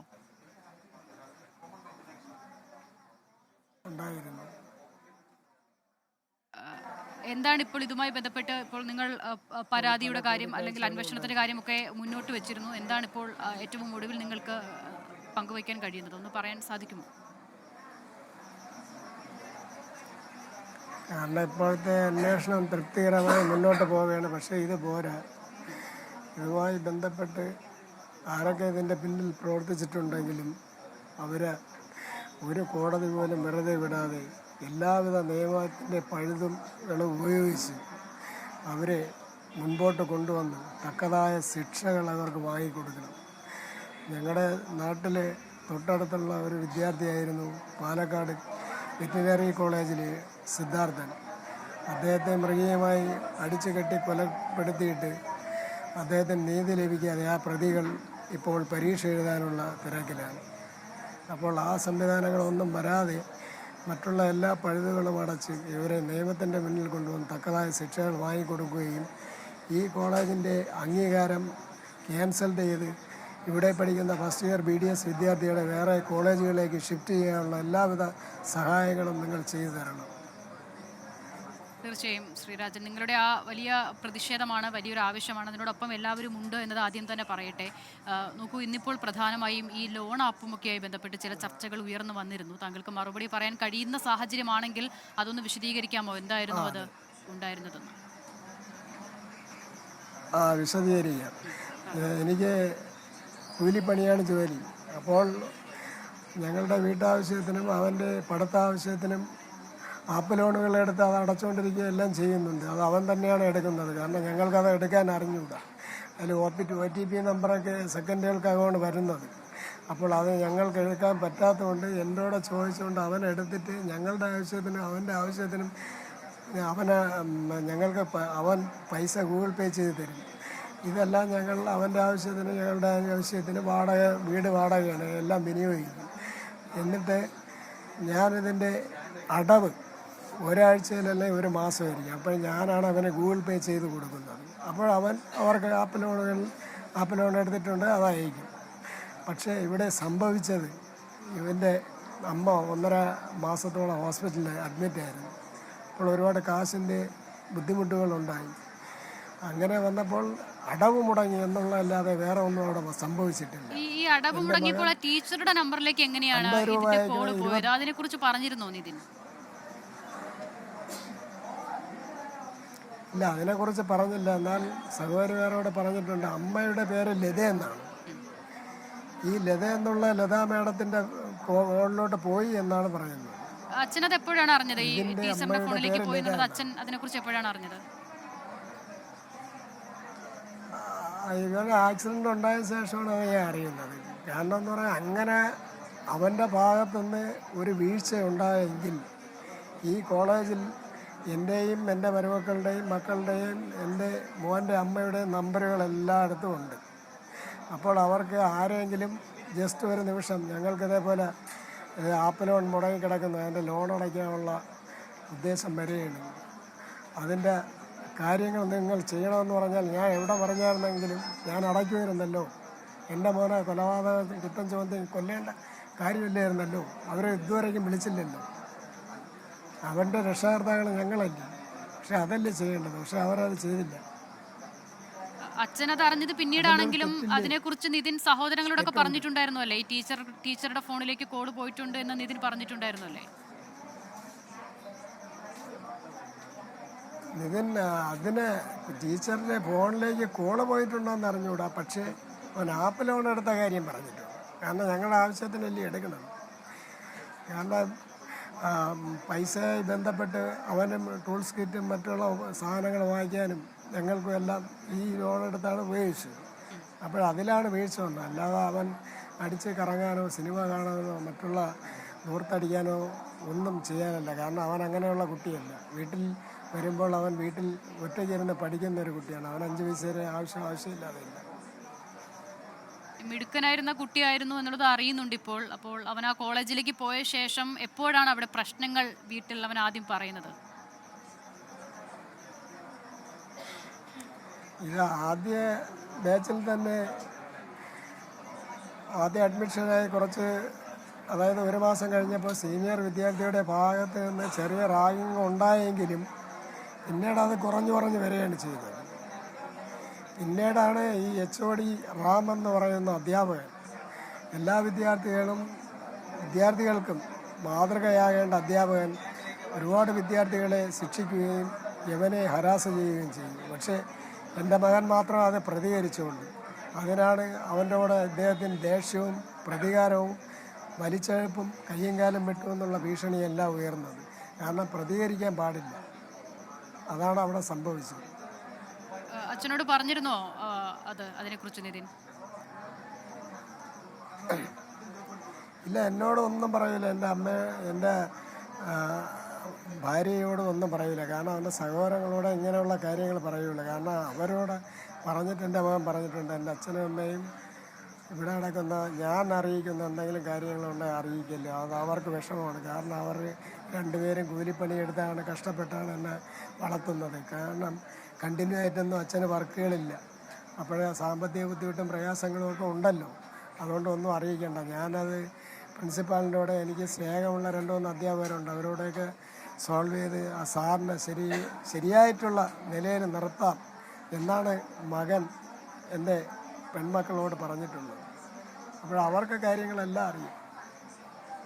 ഇപ്പോൾ നമ്മൾ ഈ അവസാനം കേൾക്കുന്ന ഇവന് ഈ ആക്സിഡന്റ് ഈ കാര്യങ്ങളെല്ലാം ആക്സിഡന്റ് കഴിഞ്ഞ ശേഷം ഇവിടെ നിന്ന് പുറപ്പെടാൻ തയ്യാറായപ്പോഴാണ് ഈ മക്കൾ ഞങ്ങളോട് പറയുന്നത്. കാരണം ഇനി ഒളിച്ചു വെച്ചിട്ട് കാര്യമില്ലല്ലോ, ഇതിനിങ്ങനെ ഒരു അപകടം സംഭവിച്ചല്ലോ. അങ്ങനെയാണ് ഞങ്ങൾ അറിയുന്നത്. നമ്മളിപ്പോൾ ഒരുപാട് ഗൗരവമുള്ള മറ്റ് വിഷയങ്ങൾ കൂടി ഇതിന്റെ കൂട്ടത്തിൽ ചർച്ച ചെയ്യുന്നുണ്ടല്ലോ. ഇപ്പോൾ ജാതീയമായ ചില വിവേചനങ്ങൾ, നിറത്തിന്റെ പേരിലുള്ള വിവേചനം, അത് ഇതിന്റെ കാര്യത്തിൽ മാത്രമല്ല പൊതുവിൽ ഒരുപാട് കുഞ്ഞുങ്ങൾ ആ കോളേജിൽ നേരിടുന്നുണ്ട് എന്ന് കേൾക്കുന്നുണ്ട്. പക്ഷെ അവരൊന്നും പ്രതികരിച്ചില്ല. നിതിൻ പ്രതികരിച്ചു. നിതിൻ ഈ ലോകത്തു നിന്ന് വിട്ടുപോയി. അപ്പോൾ അതിനുവേണ്ടിയുള്ള പ്രക്ഷോഭങ്ങളും സമരപരിപാടികളും എല്ലാം ഇറങ്ങി കോളേജ് അടച്ച് കോളേജ് വിദ്യാർത്ഥികളെയും പറഞ്ഞു വിട്ടപ്പോൾ അവർ ഓരോരുത്തരായി രംഗത്തിറങ്ങി. കാരണം ഇനി അവർക്ക് വേറെ കുഴപ്പമില്ല എന്ന് കണ്ടാണ് ഇറങ്ങിയത്. കാരണം അന്ന് അവരെ സർട്ടിഫിക്കറ്റുകളും അവരെ ഡോക്ടർ എന്നുള്ള അംഗീകാരങ്ങളൊന്നും കിട്ടൂല എന്ന് അവർക്കറിയാം. അത്രയും ഒരു ഒരു നിയമ ഒരു വശങ്ങളും ഇല്ലാത്തൊരു കോളേജാണത്. കാരണം ഞാൻ 6-7 പ്രാവശ്യം അവിടെ പോയിട്ടുണ്ട്. അവിടുത്തെ സംവിധാനങ്ങളെല്ലാം എനിക്കറിയാം. കാരണം അവരാരെയും മൈൻഡൊന്നും ചെയ്യില്ല. പഠിച്ചാൽ ജയിച്ചാൽ കൊള്ളാം, എന്നാലും അവർക്ക് വാശി മേരാക്കിയുള്ളവരെ മാർക്കെല്ലാം കട്ട് ചെയ്ത് താഴോട്ടാക്കും അവർ. അങ്ങനെയുള്ള കോളേജാണ്. ഈ പറയുന്ന അധ്യാപകനെ അച്ഛൻ കണ്ടിട്ടുണ്ടോ? റാം എന്ന് പറയുന്ന അധ്യാപകനെ കണ്ടിട്ടുണ്ടോ? ജാതീയമായുള്ള കാര്യം മേഡം പറഞ്ഞിട്ടുള്ളൂ. ഒരു കാര്യം പറഞ്ഞോട്ടെ, ജാതീയമായുള്ള കാര്യം മേഡം പറഞ്ഞല്ലോ. ജാതീയമായി അവനെ അധിക്ഷേപിക്കുകയും റാം എന്ന് പറയുന്ന ആള്, നിന്റെ മുഖം നീ കണ്ണാടിയിൽ കണ്ടിട്ടുണ്ടോടാ, നിന്റെ മുഖത്തിൻ്റെ ഭംഗി നീ അറിഞ്ഞിട്ടുണ്ടോടാ, നീ ട്രാൻസ്ജെൻഡറിനെ പോലെ ഇരിക്കുന്നു, നീ കറുത്തവർഗ്ഗക്കാരനല്ലേ, ഇത്രയും വിരൂപമായ കോമാളിയായ പുഴുത്ത പട്ടിയെ പോലെ നിന്നെ കാണുന്ന നീ എന്തൊരു വിരൂപോടാ, നിന്റെ പടം നീ കണ്ണാടിയിൽ കണ്ടിട്ടുണ്ടോ എന്നാണ് ചെയ്യുന്നത്. മേഡം, അവൻ്റെ ഫോട്ടോസ് എല്ലാം ഈ മാധ്യമങ്ങളിലെല്ലാം കണ്ടല്ലോ. എൻ്റെ മോൻ എന്ത് വിരൂപമാണുള്ളത്, ഇദ്ദേഹത്തിന് പറയാനുള്ള എന്ത് യോഗ്യതയാണുള്ളത്. അതിൻ്റെ അടിസ്ഥാനത്തിൽ ജാതീയമായി അധിക്ഷേപിച്ചതിൻ്റെയും വംശീയമായും നിറത്തിൻ്റെ പേരിലും പുഴുത്ത പട്ടിയുടെ പേരിൽ അധിക്ഷേപിച്ചതിൻ്റെ പേരിൽ അദ്ദേഹത്തെ എല്ലാവിധ പഴുതുകളും ഉപയോഗിച്ച്, നിയമ സംവിധാനം ഉപയോഗിച്ച് നിയമത്തിൻ്റെ പരിധിയിൽ കൊണ്ടുവന്ന ഒരു സസ്പെൻഡ് മാത്രമല്ല, ഡിസ്മിസ് ചെയ്ത് തക്കതായ വധശിക്ഷ വാങ്ങിച്ചു കൊടുത്ത് ഈ കോളേജിൻ്റെ അംഗീകാരം തന്നെ ക്യാൻസൽ ചെയ്യാൻ ബഹുമാനപ്പെട്ട നിങ്ങൾ ന്യൂസ് ചാനലെല്ലാം എല്ലാവിധ സഹായങ്ങളും ഈ എൻ്റെ മകൻ്റെ ഓർമ്മയ്ക്ക് മുന്നിൽ ഞാൻ പരാതി പറയുകയാണ്. തീർച്ചയായും നിങ്ങൾ എത്ര വലിയ പോരാട്ടമാണ് നടത്തുന്നത് എന്നതിനെക്കുറിച്ച് ഞങ്ങൾക്ക് നല്ല ബോധ്യമുണ്ട്. ഇനി ഇതുപോലൊരാൾ ഉണ്ടാകരുത് എന്നതും നമുക്ക് ബോധ്യമുണ്ട്. അതുകൊണ്ട് നിങ്ങളോടൊപ്പം ഞാൻ ആദ്യം തന്നെ പറഞ്ഞതുപോലെ ഇപ്പോൾ താങ്കൾ സംസാരിക്കുമ്പോൾ എത്ര വേദന നിങ്ങൾക്കുണ്ടോ അതിൻ്റെ ഒരു പങ്ക് അതുപോലെ തന്നെ ഞങ്ങളും അനുഭവിക്കുന്നുണ്ട്. നിതിനെ കണ്ടിട്ടില്ല ഇതിനു മുൻപ്, നിങ്ങളെ ആരെയും കണ്ടിട്ടില്ല, നിങ്ങളെക്കുറിച്ച് ഒന്നും അറിയില്ല, കുടുംബ പശ്ചാത്തലം അറിയില്ല. പക്ഷേ നിതിൻ ഞങ്ങളിൽ ഒരാളായി ഈ നിമിഷം നമുക്ക് എല്ലാവർക്കും തോന്നുന്നുണ്ട് ശ്രീരാജൻ. അതുകൊണ്ട് തന്നെ ആ പോരാട്ടത്തിന് എല്ലാ പിന്തുണയുമുണ്ട്. എന്ത് കഴിയുമോ അതിൻ്റെ അങ്ങേയറ്റം കൂടെ ഉണ്ടാകുമെന്നുള്ള ഉറപ്പ് കൂടി തരികയാണ് ഈ സാഹചര്യത്തിൽ. വളരെ നന്ദി. ഈ സാഹചര്യത്തിലും താങ്കൾ സംസാരിക്കാൻ തയ്യാറായതിന്. എന്താവശ്യമുണ്ടെങ്കിലും ബന്ധപ്പെടുക എന്നത് മാത്രം പറയുന്നു. അപ്പോൾ നിതിൻ്റെ പിതാവ് രാജനാണ് സംസാരിച്ചത്. ശ്രീ സണ്ണി എം കവിക്കാട്, എത്ര എവിഡൻ്റായാണ് അയാൾ അവിടെ ജാതിയും മതവും പറഞ്ഞിരുന്നത്, കുഞ്ഞുങ്ങളെ വേദനിപ്പിച്ചിരുന്നത് എന്നുള്ളത് ഈ പ്രതികരണങ്ങളിൽ നിന്നൊക്കെ വ്യക്തമാകുകയാണ്. വെളുത്തതാണെങ്കിൽ സിൻഡ്രലെ പോലെയാണ്, പിന്നീട് ഈ വെളുപ്പ് നിറത്തിനപ്പുറം മറ്റൊന്നും വേണ്ടതില്ല. പക്ഷെ കറുത്തതാണെങ്കിൽ അങ്ങനെയല്ല, അധിക്ഷേപിക്കപ്പെടേണ്ടവനാണ്, മാറ്റി നിർത്തപ്പെടേണ്ടവനാണ്, നിരന്തരം അപമാനിക്കപ്പെടേണ്ടവനാണ് എന്നുള്ള ബോധം ആ കുഞ്ഞുങ്ങളിൽ ഇങ്ങനെ ഉണ്ടാക്കുകയാണ്. ഇത് ഒരു പരിധി കഴിയുമ്പോൾ ഇവരുടെയൊക്കെ ഉള്ളിൽ ഉണ്ടാക്കുന്ന ഒരു ട്രോമയുണ്ടല്ലോ, ഇനി ജീവിതത്തിൽ ഏതൊക്കെ നിലയിൽ എത്തിയാലും മറികടക്കാൻ കഴിയാത്ത നിലയിൽ ആയിപ്പോകുന്ന ഒരു ട്രോമ. ഇതിനൊക്കെ ആരോടാണ് നമ്മൾ ചോദിക്കേണ്ടത്? ശ്രീ സണ്ണി എം കവിക്കാട്, ആരാണ് ഇതിനൊക്കെ ഉത്തരം തരേണ്ടത്? ഇത് കാസ്റ്റിൻ്റെ ഒരു പ്രവർത്തന രീതിയിൽ ഒരു വശം മാത്രമാണത്. ചില മനുഷ്യർ, അവർ താഴ്ന്നവരും കൊള്ളരുതാത്തവരും കാണാൻ കൊള്ളാത്തവരും നല്ല സ്വഭാവം ഇല്ലാത്തവരാണെന്ന് നിരന്തരം പറഞ്ഞുകൊണ്ടിരിക്കുക. ചില മനുഷ്യർ ജന്മം കൊണ്ട് തന്നെ പ്രിവിലേജ്ഡ് ആയിരിക്കുക. അവരാണ് എപ്പോഴും ഞാൻ ഇന്ന ജാതിയാണെന്ന് പറയുകയും സ്വന്തം ജാതി പേരിൻ്റെ കൂടെ എഴുതി നെറ്റിയിൽ ഒട്ടിച്ച് നടക്കുന്ന സംഗീത നമ്പ്യാരെ പോലുള്ള ആൾക്കാർ അതിൽപ്പെടുന്ന ഗണമാണ്. അവർക്ക് കാസ്റ്റ് ഒരു വലിയ ക്യാപിറ്റലായിരിക്കെ ദളിതർക്ക്, ഈ നിതിനൊക്കെ ഉൾപ്പെടുന്ന വിഭാഗങ്ങൾക്ക് കാസ്റ്റ് അപമാനിക്കപ്പെടാനുള്ള കാരണമാണ്. അതിൻ്റെ പരിഹാരങ്ങളൊക്കെ വളരെ വിശദമായി ചർച്ച ചെയ്യേണ്ടതാണ്. അതവിടെ നിൽക്കട്ടെ. ശ്രീനാരായണ ഗുരുവും ഈ പറഞ്ഞ വിവേകാനന്ദനും ഒക്കെ അവിടെ നിൽക്കട്ടെ. ഈ വിഷയത്തിന് എന്താണ് ഒരു പരിഹാരം? നമ്മളൊരു പരിഷ്കൃത സമൂഹം എന്ന നിലയിൽ ഇത്തരം വിവേചനങ്ങളെ ഇല്ലാതാക്കാൻ നമ്മൾ എന്ത് സംവിധാനമാണ് കേരളത്തിൽ ഒരുക്കിയിട്ടുള്ളത്? ഇത് കേരളത്തിലെ ഭരണാധികാരികളോടും പൊതുജന സമൂഹം ചോദിക്കേണ്ട ഒരു ചോദ്യമാണ്. എന്ത് സംവിധാനമാണ് ഉള്ളത്? കേരളത്തിലെ ഈ പറയുന്ന ഉന്നത വിദ്യാഭ്യാസ മേഖലയിൽ എത്തിച്ചേരുന്ന പാവപ്പെട്ടവരും ദളിതരും പിന്നോക്കക്കാരും ന്യൂനപക്ഷങ്ങളും ഒക്കെ ആയിട്ടുള്ള, ആദിവാസികളൊക്കെ ആയിട്ടുള്ള കുട്ടികളുടെ പ്രൊട്ടക്ഷൻ ഉറപ്പുവരുത്തുന്ന എന്തെങ്കിലും ഒരു സംവിധാനം കാര്യക്ഷമമായി കേരളത്തിൽ പ്രവർത്തിക്കുന്നുണ്ടോ? ഇതൊരു ചോദ്യമാണ്. ഈ ചോദ്യത്തിന് ഉത്തരം പറയാൻ നമ്മുടെ ഭരണാധികാരികൾ ബാധ്യസ്ഥമാണ്. ഞാൻ ഭരണാധികാരികൾ കുറ്റവാളികളാണെന്ന് സമർത്ഥിക്കാൻ വേണ്ടിയല്ല ഞാനിത് പറയുന്നത്. നമ്മളെല്ലാവരും മനസ്സിലാക്കേണ്ട ഒരു കാര്യമുണ്ട്. കേരളത്തിൽ ജാതിവിരുദ്ധ സമരങ്ങൾ ഇനി നടന്നാലും ഇല്ലെങ്കിലും പട്ടികജാതി പട്ടികവർഗ വിഭാഗങ്ങൾ ഭരണഘടനാ പദവിയുള്ള ജനവിഭാഗമാണ്, ഭരണഘടനാ പ്രൊട്ടക്ഷനുള്ള വിഭാഗമാണ്. അവർക്കെതിരെ അതിക്രമം നടത്താൻ ഇന്ത്യയിൽ ഒരു പൗരനും അവകാശമില്ല. അതിക്രമം നടത്തിയാൽ അവൻ കുറ്റവാളിയായി പ്രഖ്യാപിക്കുകയും അവനെ ശിക്ഷിക്കുകയും ചെയ്യാൻ നിയമമുള്ള സ്ഥലമാണ് ഇന്ത്യ. അങ്ങനെയുള്ളൊരു സ്ഥലത്താണ് ഒരു ദളിത് വിദ്യാർത്ഥി ആത്മഹത്യ ചെയ്യുന്നതെങ്കിൽ നമുക്കതിന് പരിഹാരമുണ്ടാക്കാൻ കഴിയുന്നത് വിതിൻ ദ ക്യാമ്പസിനുള്ളിൽ എന്ത് സംവിധാനമാണ് നമ്മൾ ഏർപ്പെടുത്തുന്നത് എന്നതാണ് പ്രധാനപ്പെട്ട ഒരു ചോദ്യം. അവിടെ ഈ ഒരു കംപ്ലൈൻറ്റ് സെല്ലുണ്ടാക്കുക, വിദ്യാർത്ഥികൾ എഴുതി കൊടുക്കണം, അല്ലെങ്കിൽ SMS ചെയ്ത് കൊടുക്കണം, കംപ്ലൈൻറ്റ് കൊടുത്താലേ എടുക്കുകയുള്ളൂ. ഇത് ദുർബലമായൊരു സംവിധാനമാണ്. മറിച്ച് ഇതിന് സെൻറ്റേഡായിട്ടുള്ള പ്രശ്നം അനുഭവിക്കുന്ന വിദ്യാർത്ഥിക്ക് ഈ ഇൻറ്റേർണൽ മാർക്കിൻ്റെ പ്രശ്നത്തെയും അധ്യാപകരുടെ പീഡനത്തെയും മറികടന്ന് കംപ്ലൈൻറ്റ് രജിസ്റ്റർ ചെയ്യാൻ എന്ത് സംവിധാനമാണ് കേരളം ഉണ്ടാക്കിയിട്ടുള്ളത്? കേരളത്തിലെ ഉന്നത വിദ്യാഭ്യാസ വകുപ്പ് മന്ത്രിയാണ് ബിന്ദു. അവർ ടീച്ചറായിരുന്നു. അവരുടെ തലയ്ക്കകത്ത് എന്തെങ്കിലും ഇത് പോയിട്ടുണ്ടോ എന്ന് എനിക്ക് സംശയമുണ്ട്. എനിക്ക് ബിന്ദു ടീച്ചറിനെ മോശക്കാരിയാണെന്നുള്ള അഭിപ്രായം എനിക്കില്ല. പക്ഷേ അവരുടെ തലയ്ക്കകത്ത് ഇത് പോകാൻ സാധ്യത കുറവാണ്. എന്തുകൊണ്ടെന്നാൽ കേരളത്തിൽ ജാതിയില്ലെന്ന് വിചാരിച്ച് ജീവിക്കുന്ന ഒരാളാണ് അവർ. ഇതാണ് ഇതിൻ്റെ പ്രശ്നം. ജാതി ഉണ്ടെന്നും നിറം പ്രശ്നമാണെന്നും ദാരിദ്ര്യം അപമാനിക്കപ്പെടാൻ കാരണമാണെന്നും മനസ്സിലാക്കുകയും അതിനെ പ്രതിരോധിക്കുകയും ചെയ്യുന്നൊരു സംവിധാനം, നിയമ സംവിധാനം ക്യാമ്പസുകളിലെ ഈ വിവേചനത്തെ മറികടക്കാൻ ഉണ്ടാക്കുക എന്നതാണ് കേരളം കാണിക്കേണ്ട മര്യാദ. അത് ഭരണഘടനയോട് കാണിക്കേണ്ട ഉത്തരവാദിത്വമാണ്. ഇവിടുത്തെ ഉദാരവതികളാരും ഉദാരത കോരിച്ചൊരിയേണ്ട തൽക്കാലം. അതൊക്കെ കൈവച്ചാൽ മതി. ഒരു ഉദാരതയുടെ ആവശ്യമില്ല. ഇത് റൈറ്റിൻ്റെ പ്രശ്നമാണ്, റൈറ്റ് ടു എഡ്യൂക്കേഷൻ്റെ പ്രശ്നമാണ്, റൈറ്റ് ടു ലീവിൻ്റെ പ്രശ്നമാണ്, അന്തസ്സായി ജീവിക്കാനുള്ളൊരു കാര്യമാണ്. അത് റാമിൻ്റെ സ്വഭാവം മോശമായതുകൊണ്ട് രാഹുൽ ഈശ്വർ പറയുന്നതൊക്കെ രാവണൻ്റെ സ്വഭാവമാണ്. രാമൻ്റെ സ്വഭാവമാണ് എന്താ മെച്ചമുള്ളത്? അപ്പോൾ അതൊക്കെ വിട്, അതൊക്കെ അവിടെ നിൽക്കട്ടെ. രാമനും രാവണനും ശ്രീരാമനും ഒക്കെ അവിടെ നിൽക്കട്ടെ. ഞാൻ പറയുന്ന കാര്യം, നമ്മളൊരു പരിഷ്കൃത സമൂഹമാണോ? വിവേചനങ്ങളെ നമ്മൾ പ്രതിരോധിക്കാൻ ഉദ്ദേശിക്കുന്നുണ്ടോ? കുട്ടികളോട് അയാൾ ചോദിക്കും അത്രേ, നീ എന്നെ ഗേ ആണോ എന്ന് ചോദിക്കും. എന്തോ വലിയ കുറ്റമാണത്രേ.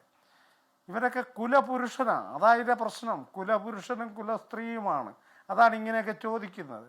ഇത് യഥാർത്ഥത്തിൽ ആ കുട്ടികളെ ലോകം അംഗീകരിച്ച കാര്യമാണ്. ലൈംഗിക ന്യൂനപക്ഷങ്ങൾ എന്ന് മലയാളി ഇപ്പോഴും വിളിച്ചുകൊണ്ടിരിക്കുന്ന വ്യത്യസ്ത ലൈംഗിക നിലയുള്ള മനുഷ്യർ ലോകത്തുണ്ടെന്ന് ലോകം അംഗീകരിച്ച കാര്യമാണ്. ഇതറിയാൻ മേലാത്ത പൊട്ടന്മാർ കയ്യിൽ ചരടും കെട്ടി വലിയ പുള്ളിയാണെന്ന് പറഞ്ഞ് പിള്ളേരെ മെക്കിട്ട് കയറുന്ന ഒരു പരിപാടിയാണിത്. ഇത് അവസാനിപ്പിക്കാൻ നമുക്ക് സംവിധാനമില്ല, നിയമ സംവിധാനമില്ല. അതുകൊണ്ട് ഞാൻ പറയുന്നൊരു കാര്യം, ഈ അനുഭവം, ഇതിനു മുൻപ് സിദ്ധാർത്ഥിൻ്റെ അനുഭവം ഉണ്ടായി. കേരളം എങ്ങനെയാണ് പെരുമാറിയത്? അവനെ ആക്രമിച്ചു എന്ന് പറഞ്ഞവരെ എങ്ങനെ പരീക്ഷ എഴുതിപ്പിക്കാമെന്ന് ആലോചിച്ചത്. ഇങ്ങനെയൊക്കെ ആലോചിക്കുന്ന വികൃതമായ മനസ്സുള്ളൊരു സമൂഹമാണ് നമ്മുടേത്. നമ്മളങ്ങനെ ചെയ്യാൻ പാടില്ല. ഈ ആക്രമിക്കപ്പെടുന്നവൻ നമ്മുടെ സഹോദരനും ഞങ്ങളുടെ സഹപാഠിയുമാണെന്ന് വിദ്യാർത്ഥികൾക്ക് തോന്നണ്ടേ? അതല്ലാതെ കയറിയും കൊണ്ട് ആക്രമിച്ചാൽ മതിയോ? രജനീസ് ആനന്ദ് ചാടി മരിക്കുന്നു, ഫീസ് കൊടുക്കാനില്ല, ചാടി മരിക്കുക. അപ്പം ഇതിന് പരിഹാരം വേണമെന്ന് എന്താ ആഗ്രഹിക്കാത്തത്? മോഡി എന്തായാലും ആഗ്രഹിക്കുന്നില്ല. എന്ന് പറഞ്ഞാൽ കേന്ദ്ര RSS പോലെയുള്ള സംഘപരിവാർ ശക്തികൾ രോഹിത് ആക്ടിനെതിരെ അവർ തന്നെ കേന്ദ്ര ഗവൺമെൻറ്റിനെ കൊണ്ട് തടസ്സമുന്നയിച്ച് അത് സ്റ്റേ ചെയ്തു. ഓക്കെ, അപ്പോൾ അത് നമുക്ക് ഇവരെല്ലാം ഇവരെ പ്രതിരോധിക്കുക. അതുകൊണ്ട് ഞാൻ പറയുന്നത്, നമ്മളൊരു പരിഷ്കൃത സമൂഹമാണെങ്കിൽ ക്യാമ്പസുകളിൽ ഇത്തരം കാര്യങ്ങൾ ഉണ്ടായാൽ അത് തടയുവാനും അതിനെ നിരുത്സാഹപ്പെടുത്തുവാനും എന്ത് സംവിധാനമാണ് നമ്മൾ ഉണ്ടാക്കുന്നത്? ഇപ്പോൾ കേരളത്തിലെ ക്യാമ്പസുകൾ കാസ്റ്റിനെ ജാതി വിവേചനമോ സണ്ണിയം കപ്പിക്കാട് താങ്കൾ പറഞ്ഞത് ഏറ്റവും പ്രധാനപ്പെട്ട ഒരു പോയിന്റ് ആയതുകൊണ്ട് ഞാൻ അതിലൊന്ന് ഇടപെടുകയാണ്. ഞാൻ ആ ചോദ്യം സാദിഖിലേക്ക് കൊടുക്കുന്നു. സാദിഖ്, ഇപ്പോൾ കഴിഞ്ഞ 10 വർഷം ഏറ്റവും നേട്ടമുണ്ടാക്കിയ മേഖല എന്ന് കണ്ട് നമ്മൾ ആ നിലയിൽ തന്നെ അംഗീകരിച്ചതായിരുന്നു കേരളത്തിലെ ഉന്നത വിദ്യാഭ്യാസ മേഖല. അപ്പോൾ സ്വാശ്രയ കോളേജുകൾ ഇതിന്റെ പുറത്തല്ലല്ലോ, ഈ സംവിധാനത്തിനുള്ളിൽ പെടുന്നത് തന്നെയാണ്. ഇവിടെയാണ് ഇന്റേണൽ മാർക്കിന്റെയും ഈ അറ്റൻഡൻസിന്റെയും ഒക്കെ പേരിൽ അധ്യാപകർ ആ കുഞ്ഞുങ്ങളെ ഇങ്ങനെ ഭീഷണിപ്പെടുത്തി അധിക്ഷേപിച്ച് പ്രതികരിക്കാൻ ശേഷിയില്ലാത്തൊരു തലമുറയാക്കി നടപ്പിലാക്കി അവരെ ഇങ്ങനെ മാറ്റിക്കൊണ്ടുവരുന്നത്. അപ്പോൾ ഇതിനെതിരെ എന്താണ് ചെയ്യേണ്ടതെന്ന് അവർക്കറിയില്ല. പ്രതിഷേധിക്കാൻ പേടിയാണ്. ഏതെങ്കിലും ഒരു അധ്യാപകനോട് പരാതി പറഞ്ഞാൽ സ്വാഭാവികമായും അത് മാനേജ്മെന്റ് മുന്നിലേക്ക് ചെല്ലുന്നു. അവിടെ ഈ കുട്ടികളാണ് പരാതി പറഞ്ഞതെന്ന് ആരോപണ വിധേയൻ അറിയുന്നു. വീണ്ടും ഇവർക്കെതിരെ തന്നെ ഇത് തിരിയുന്നു. അപ്പോൾ ഇങ്ങനെ ഒരു ലൂപ്പിൽ പെട്ടതുപോലെയാണ് ഈ കുട്ടികൾ. എവിടെയാണ് ഇവർ ഇതിന് പരാതി പറയേണ്ടത്? ഒരു കുഞ്ഞുങ്ങൾക്ക് അധ്യാപകർക്കെതിരെ പരാതികളുണ്ടെങ്കിൽ അറിയിക്കേണ്ടത് എവിടെയാണ്? അപ്പോൾ അങ്ങനെ ഒരു സംവിധാനം ഉണ്ടാക്കാൻ എന്തുകൊണ്ട് കേരളത്തിന് ഇതുവരെ ആയില്ല എന്നതുകൂടി ഏറ്റവും പ്രധാനപ്പെട്ട ചോദ്യമല്ലേ?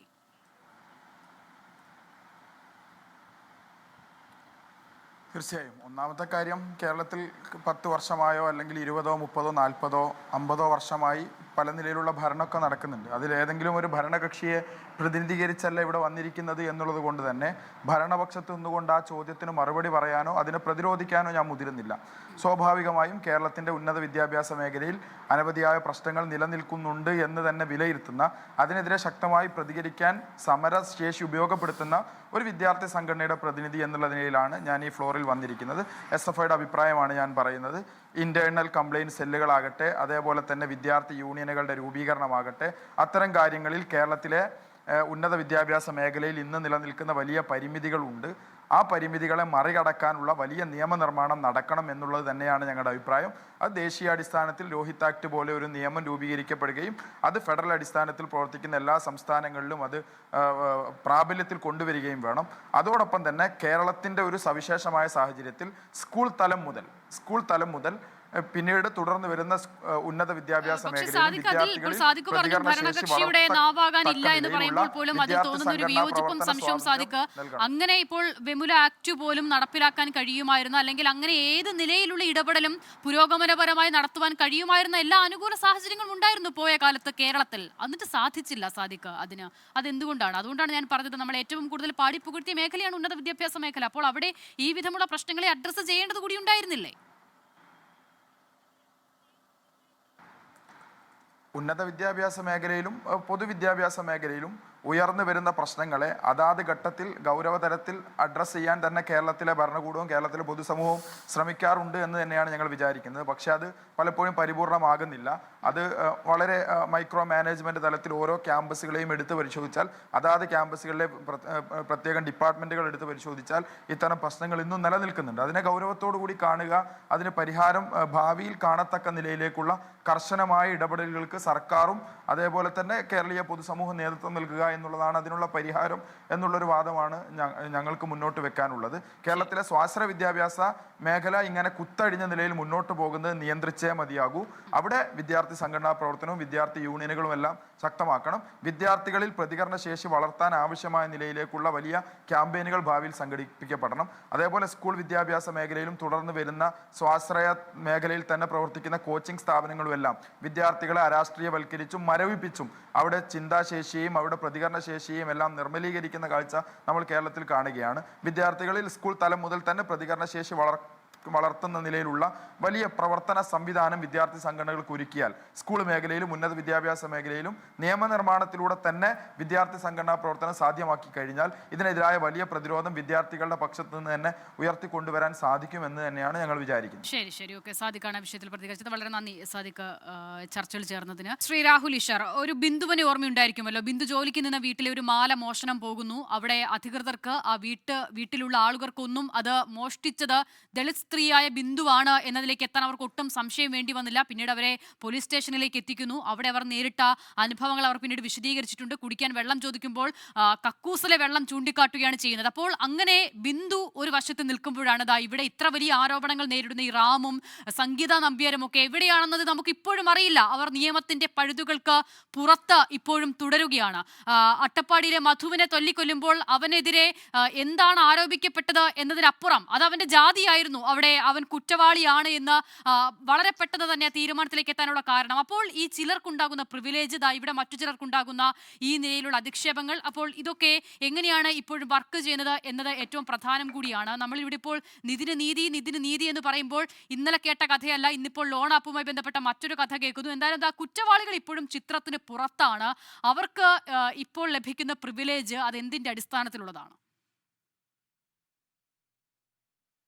അസിത, രണ്ട് കാര്യങ്ങൾ ശ്രദ്ധിക്കണം. ഒരുപാട് ലേഡായ വിഷയമാണ്. അട്ടപ്പാടിയിലെ മധു കൊല്ലപ്പെട്ടപ്പോൾ അവിടെ ആദ്യം എത്തിയ വ്യക്തി ഞാനാണ്. എന്നാൽ കഴിയുന്ന രീതിയിൽ നമ്മുടെ ക്രിക്കറ്റ് താരം വീരേന്ദ്ര സെവാഗിൻ്റെ സഹായത്തോടു കൂടി ആ കുടുംബത്തിന് നമ്മളാൽ കഴിയുന്ന ചെറിയൊരു സഹായം കൊടുക്കാൻ കഴിഞ്ഞതും എനിക്ക് ചാരിതാർത്ഥ്യത്തോടെ ഓർക്കുന്നൊരു കാര്യമാണ്. അവിടെയാണ് നമ്മൾ മനസ്സിലാക്കേണ്ട ഒരു കാര്യം, ചരട് കെട്ടിയവനും പൂണൂലുട്ടവനും എല്ലാം ജാതിഭ്രാന്തന്മാരാണ് എന്ന് കരുതുന്ന ഒരു ആറ്റിറ്റ്യൂഡ് നമുക്ക് ഉണ്ടാകരുത്. ചരട് കെട്ടിയവനാണെങ്കിലും പൂണൂലുട്ടവനാണെങ്കിലും അവരിലും ഒരുപാട് വ്യത്യസ്ത ആറ്റിറ്റ്യൂഡ് ഉള്ളവരുണ്ട്. പൊതുസമൂഹത്തിനോട് ചേർന്ന് നിൽക്കുന്നവരുണ്ട്, ജാതീയത തെറ്റാണെന്ന് തിരിച്ചറിയുന്നവരുണ്ട്, സമുദായം ഓക്കെയാണ് പക്ഷേ അല്ലെങ്കിൽ ഉച്ചനീചത്വം പാടില്ല എന്ന് നിലപാടെടുക്കുന്നവരുണ്ട്. നേരത്തെ ചില ആൾക്കാർ പറഞ്ഞതുപോലെ ഈ തീവ്ര ജാതീയവാദികളും ഉണ്ട്, ഇല്ലെന്നൊന്നും പറഞ്ഞിട്ട് കാര്യമില്ല. അപ്പം അതുകൊണ്ട് നമ്മുടെ നവോത്ഥാന നായകന്മാരെ നോക്കിയാലും പലരും ഇതേപോലെ പൂണൂലുട്ട ജാതിയിൽ നിന്നും അല്ലെങ്കിൽ വ്യത്യസ്ത ജാതികളിൽ നിന്ന് വന്നതാണ്. ഞാൻ സണ്ണിയം കപ്പിക്കാട് സാറിനും കൂടെ ചേർത്ത് മറുപടി പറയാൻ. അവിടെയാണ് ഈ വിഷയത്തിൽ ഒരു സമവായത്തിൻ്റെ ഭാവം പലപ്പോഴും നമ്മൾ എടുക്കേണ്ടി വരുന്നുണ്ട്. അത് അട്ടപ്പാടിയിലെ അല്ലെങ്കിൽ എടുക്കേണ്ട ആവശ്യമുണ്ട്. ഉദാഹരണം, നമ്മുടെ UGCയുടെ റെഗുലേഷൻ ഇത്തവണ വന്നു. ആ UGCയുടെ റെഗുലേഷനെതിരെ ഒരു വലിയ വിഭാഗം ജനറൽ കാറ്റഗറി എന്ന് വിളിക്കപ്പെടുന്ന സവർണ വിഭാഗത്തിലെ വിദ്യാർത്ഥികൾ പ്രതിഷേധിച്ചതിൻ്റെ കാരണം ഒരു സെൻസ് ഓഫ് ബാലൻസ് ഇല്ലാതായി പോയി എന്നുള്ളതുകൊണ്ടാണ്. ഇപ്പോൾ UGC promotion of equity in higher education institution regulation 2026 വരികയും അതിൽ ഈക്വൽ ഓപ്പർച്യൂണിറ്റി സെന്റേഴ്സും ഇക്വിറ്റി കമ്മിറ്റീസും വേണമെന്ന് പറഞ്ഞു. പക്ഷെ വേണ്ട രീതിയിൽ ചെക്ക് ആൻഡ് ബാലൻസ് വന്നില്ല. അതിൽ ശരിയല്ലാത്ത കംപ്ലയിൻസ് വന്നാൽ അതിനെ അഡ്രസ്സ് ചെയ്യുന്ന മെക്കാനിസം പൂർണ്ണമായും ഒഴിവാക്കി. അവിടെയാണ് a sense of balance needs to be there. പലപ്പോഴും സണ്ണി സാറിനോടക്കമുള്ള വിനീതമായ വൈവിധ്യം, വിയോജിപ്പെന്ന് ഞാൻ പോലും പറയില്ല, വൈവിധ്യം ഈ വിഷയത്തെ അഡ്രസ്സ് ചെയ്യണ്ടേ? ഈ വിഷയത്തെ പറഞ്ഞാൽ മാത്രം മതിയോ? പരിഹരിക്കണ്ടേ? അതിനി മഹാത്മാ ഭൂലെയുടെ ബലിരാജ്യം എന്ന സങ്കല്പമാണെങ്കിലും രാഷ്ട്രപിതാവായ മഹാത്മാഗാന്ധിയുടെ രാമരാജ്യം എന്ന സങ്കല്പമാണെങ്കിലും ക്രിസ്തു രാജ്യമെന്നോ ഖലീഫയുടെ രാജ്യമെന്നോ വിളിച്ചാലും ഇക്വാളിറ്റി ഉള്ള ഇക്വിറ്റി ഉള്ള ഒരു വെൽഫെയർ സ്റ്റേറ്റ് വരണ്ടേ? അവിടെയാണ് സണ്ണി സാറിനെ പോലുള്ളവർ ആവശ്യമില്ലാതാണ് ഞങ്ങളെല്ലാം തെറ്റിദ്ധരിക്കുന്നത്. അതായത് ഈ വിഷയത്തിന് സൊല്യൂഷൻ ഉണ്ടാകണമെന്ന് ആഗ്രഹിക്കുന്നവരാണ്. അവിടെ അങ്ങനെ അനാവശ്യമായി രാമനെയോ ചരടിനെയോ ചേർന്ന് നിൽക്കുന്നു. രാഹുൽ അതിനൊക്കെ ഐക്യദാർഢ്യം അറിയിക്കുകയും ചെയ്തു. ഇപ്പോൾ മധുവിന്റെ കാര്യത്തിൽ ഉൾപ്പെടെ രാഹുൽ പറഞ്ഞ സമീപനത്തുണ്ട്. പക്ഷേ ഇതിലൊക്കെ അപ്പുറം ഏത് പ്രശ്നം ഉണ്ടാകുമ്പോഴും ഞാനൊരു സവർണ്ണ ബ്രാഹ്മണനാണ് എന്നൊരു മേലങ്കി ആദ്യം തന്നെ എടുത്തു വെച്ച ശേഷം പിന്നീട് ആ വിഷയത്തെ അഡ്രസ്സ് ചെയ്യേണ്ട ആവശ്യം എന്തിനാണ് രാഹുൽ? അതെന്തിനാണത്? എന്തിനാണ് അതിങ്ങനെ ആവശ്യമുള്ളിടത്തും ഇല്ലാത്തടത്തും ഒക്കെ തിരികെ കയറ്റുന്നത്? അതൊരു പ്രിവിലേജ്ഡ് മനോഭാവമല്ലേ? അല്ല അസിത, അതിന്റെ അടുത്ത വരി എന്താണ്? ഞാനൊരു ആര്യ ബ്രാഹ്മണ സവർണ ഹിന്ദു വലതുപക്ഷ ആക്ടിവിസ്റ്റ് ആണ്. പക്ഷേ ഈ ഹിന്ദുത്വവാദം നമ്മുടെ നാടിനെ നശിപ്പിക്കും. ഈ ഗോഡ്സേവാദം നമ്മുടെ നാട്ടിൽ മഹാത്മാഗാന്ധിയെ കൊന്നതാണ്. ഈ തീവ്ര ഹിന്ദുത്വ ബ്രാഹ്മണിക്കൽ ഷോവനിസം വേണ്ടാന്നല്ലേ പറയുന്നത്? ഒരു ഐഡന്റിറ്റിയിൽ നിലനിന്നുകൊണ്ടല്ലേ ആ ഐഡന്റിറ്റിയിലെ തീവ്ര സ്വരക്കാരെ എതിർക്കാൻ കഴിയൂ. ഞാൻ കല്യാണം കഴിച്ചിരിക്കുന്നത് ബ്രാഹ്മണ സമുദായത്തിലെ പെൺകുട്ടിയല്ല, വേറൊരു സമുദായത്തിലെ പെൺകുട്ടിയെ തന്നെയാണ്. പക്ഷേ ഏതെങ്കിലും ഒരു സമുദായത്തിന്റെ സ്വത്വവും അതിന്റെ ഉത്തരവാദിത്വവും റെസ്പോൺസിബിലിറ്റിയിലും കൂടെ നിന്നുകൊണ്ടേ ഞങ്ങളുടെ സമുദായത്തിലുള്ള തീവ്ര സ്വരക്കാരെയോ അല്ലെങ്കിൽ സവർണ വിഭാഗത്തിൽ വരുന്ന ഈ ഷോവനിസ്റ്റുകളെയോ എതിർക്കാൻ കഴിയൂ. അവിടെയാണ് ഗാന്ധിയൻ പാത എന്താണ്? വിശ്വാസത്തിന്റെ പാതയിൽ ഉറച്ചു നിന്നുകൊണ്ട് തീവ്ര ഹിന്ദുത്വവാദികളെ എതിർക്കുക. ഗാന്ധിജി മുന്നോട്ട് വെച്ച ആശയമേ ഇന്നും ഇന്ത്യയിൽ പ്രാക്ടിക്കൽ ഉള്ളൂ. 100%. എൻ്റെ എല്ലാ സമീപനങ്ങളും എടുത്തു നോക്കൂ. പലപ്പോഴും ഇസ്ലാമോഫോബിയെ എതിർക്കാനും പിന്നോക്ക ജനവിഭാഗങ്ങളുടെ കാര്യങ്ങളെ എതിർക്കുക അല്ലെങ്കിൽ അവരുടെ റൈറ്റ്സിനെ എതിർക്കുന്നവരെ എതിർക്കാൻ വേണ്ടിയാണ്. അതായത് ഞാൻ വിശ്വാസിയാണ് പക്ഷേ തീവ്ര വിശ്വാസത്തിൻ്റെയോ വിശ്വാസ തീവ്രവാദത്തിൻ്റെയോ ആവശ്യമില്ല എന്ന് പറഞ്ഞല്ലേ സണ്ണി സാറൊക്കെ പലപ്പോഴും തെറ്റിദ്ധരിക്കുന്നത്. ഞങ്ങളുടെ ആത്മാർത്ഥത അദ്ദേഹം കാണുന്നില്ല. ഈ ഗാന്ധിയൻ പാത പണ്ട് മുതലേ അങ്ങനെ ഒരു ധാരയാണ് എടുത്തിരിക്കുന്നത്. ഞാൻ രാമൻ്റെ ആളാണെന്നാണ് ഗാന്ധിജി ആദ്യം പറയുന്നത്.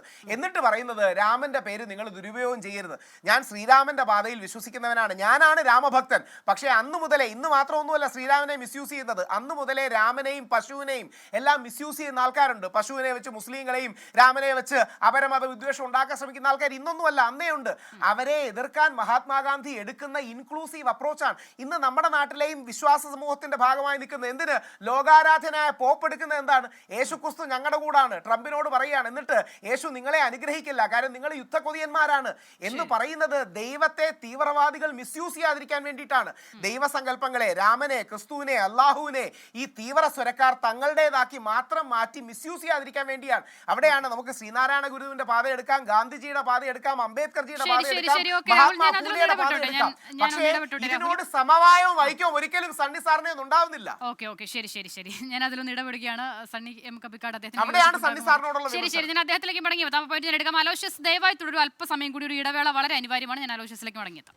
അലോഷ്യസിലേക്കാണ്. അലോഷ്യസ്, ഈ ജാതിവെറിയനെതിരെ ആദ്യമായും അവസാനമായും അവിടെ പ്രതികരിച്ച ഒരു വിദ്യാർത്ഥി നിതിൻ മാത്രമാണ്. പക്ഷേ ആ കുട്ടിക്ക് ജീവൻ ഒടുക്കേണ്ട സാഹചര്യം ഉണ്ടാകുകയാണ്. ക്യാമ്പസിന് പുറത്ത് മാത്രം രാഷ്ട്രീയ മതി എന്ന് തീരുമാനിച്ച മാനേജ്മെന്റുകളുടെ ഒരു നിലയിലുള്ള വിജയം കൂടിയാണിതാ നിതിൻ രാജിന്റെ ഇന്നത്തെ അവസ്ഥ.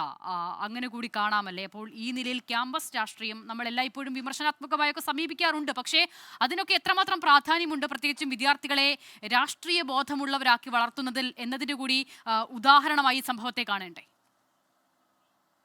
ഹർഷിത, ഈ വിഷയം കേരളീയ പൊതുസമൂഹത്തിൻ്റെ കണ്ണ് തുറപ്പിക്കുന്ന ഒരു വിഷയം തന്നെയാണ്. കാരണം ഈ പറഞ്ഞ വിദ്യാർത്ഥി രാഷ്ട്രീയത്തിന് നിയമപരമായ പരിരക്ഷ നൽകി കേരളത്തിലെ മുഴുവൻ ക്യാമ്പസുകളിലും, അത് ഈ പറയുന്ന മാനേജ്മെൻറ്റ് സ്ഥാപനങ്ങളിലായിക്കോട്ടെ, സർക്കാർ ഇതര ക്യാമ്പസുകളിലും എല്ലാം നിയമത്തിൻ്റെതായിട്ടുള്ള പരിരക്ഷയോടുകൂടി വിദ്യാർത്ഥി സംഘടനാ പ്രവർത്തനം അനുവദിക്കപ്പെടണമെന്നാണ് KSUവിന് പറയാനുള്ളത്. കാരണം സ്വാഭാവികമായിട്ടും രാഷ്ട്രീയ സംഘടനകൾ, വിദ്യാർത്ഥി രാഷ്ട്രീയ സംഘടനകൾ കേരളത്തിലെ ക്യാമ്പസുകളിൽ സജീവമാകുമ്പോൾ ഇത്തരത്തിലുള്ള ജാതി വെറിയന്മാരെ, ജാതി കോമരങ്ങളെ തിരിച്ചറിഞ്ഞ് അവരെ തുറന്നു കാണിച്ചുകൊണ്ട് അവർക്കെതിരെ ശക്തമായിട്ടുള്ള പ്രതിഷേധവും പ്രതിരോധവും ഉയരുന്ന സാഹചര്യം ഉണ്ടാകും.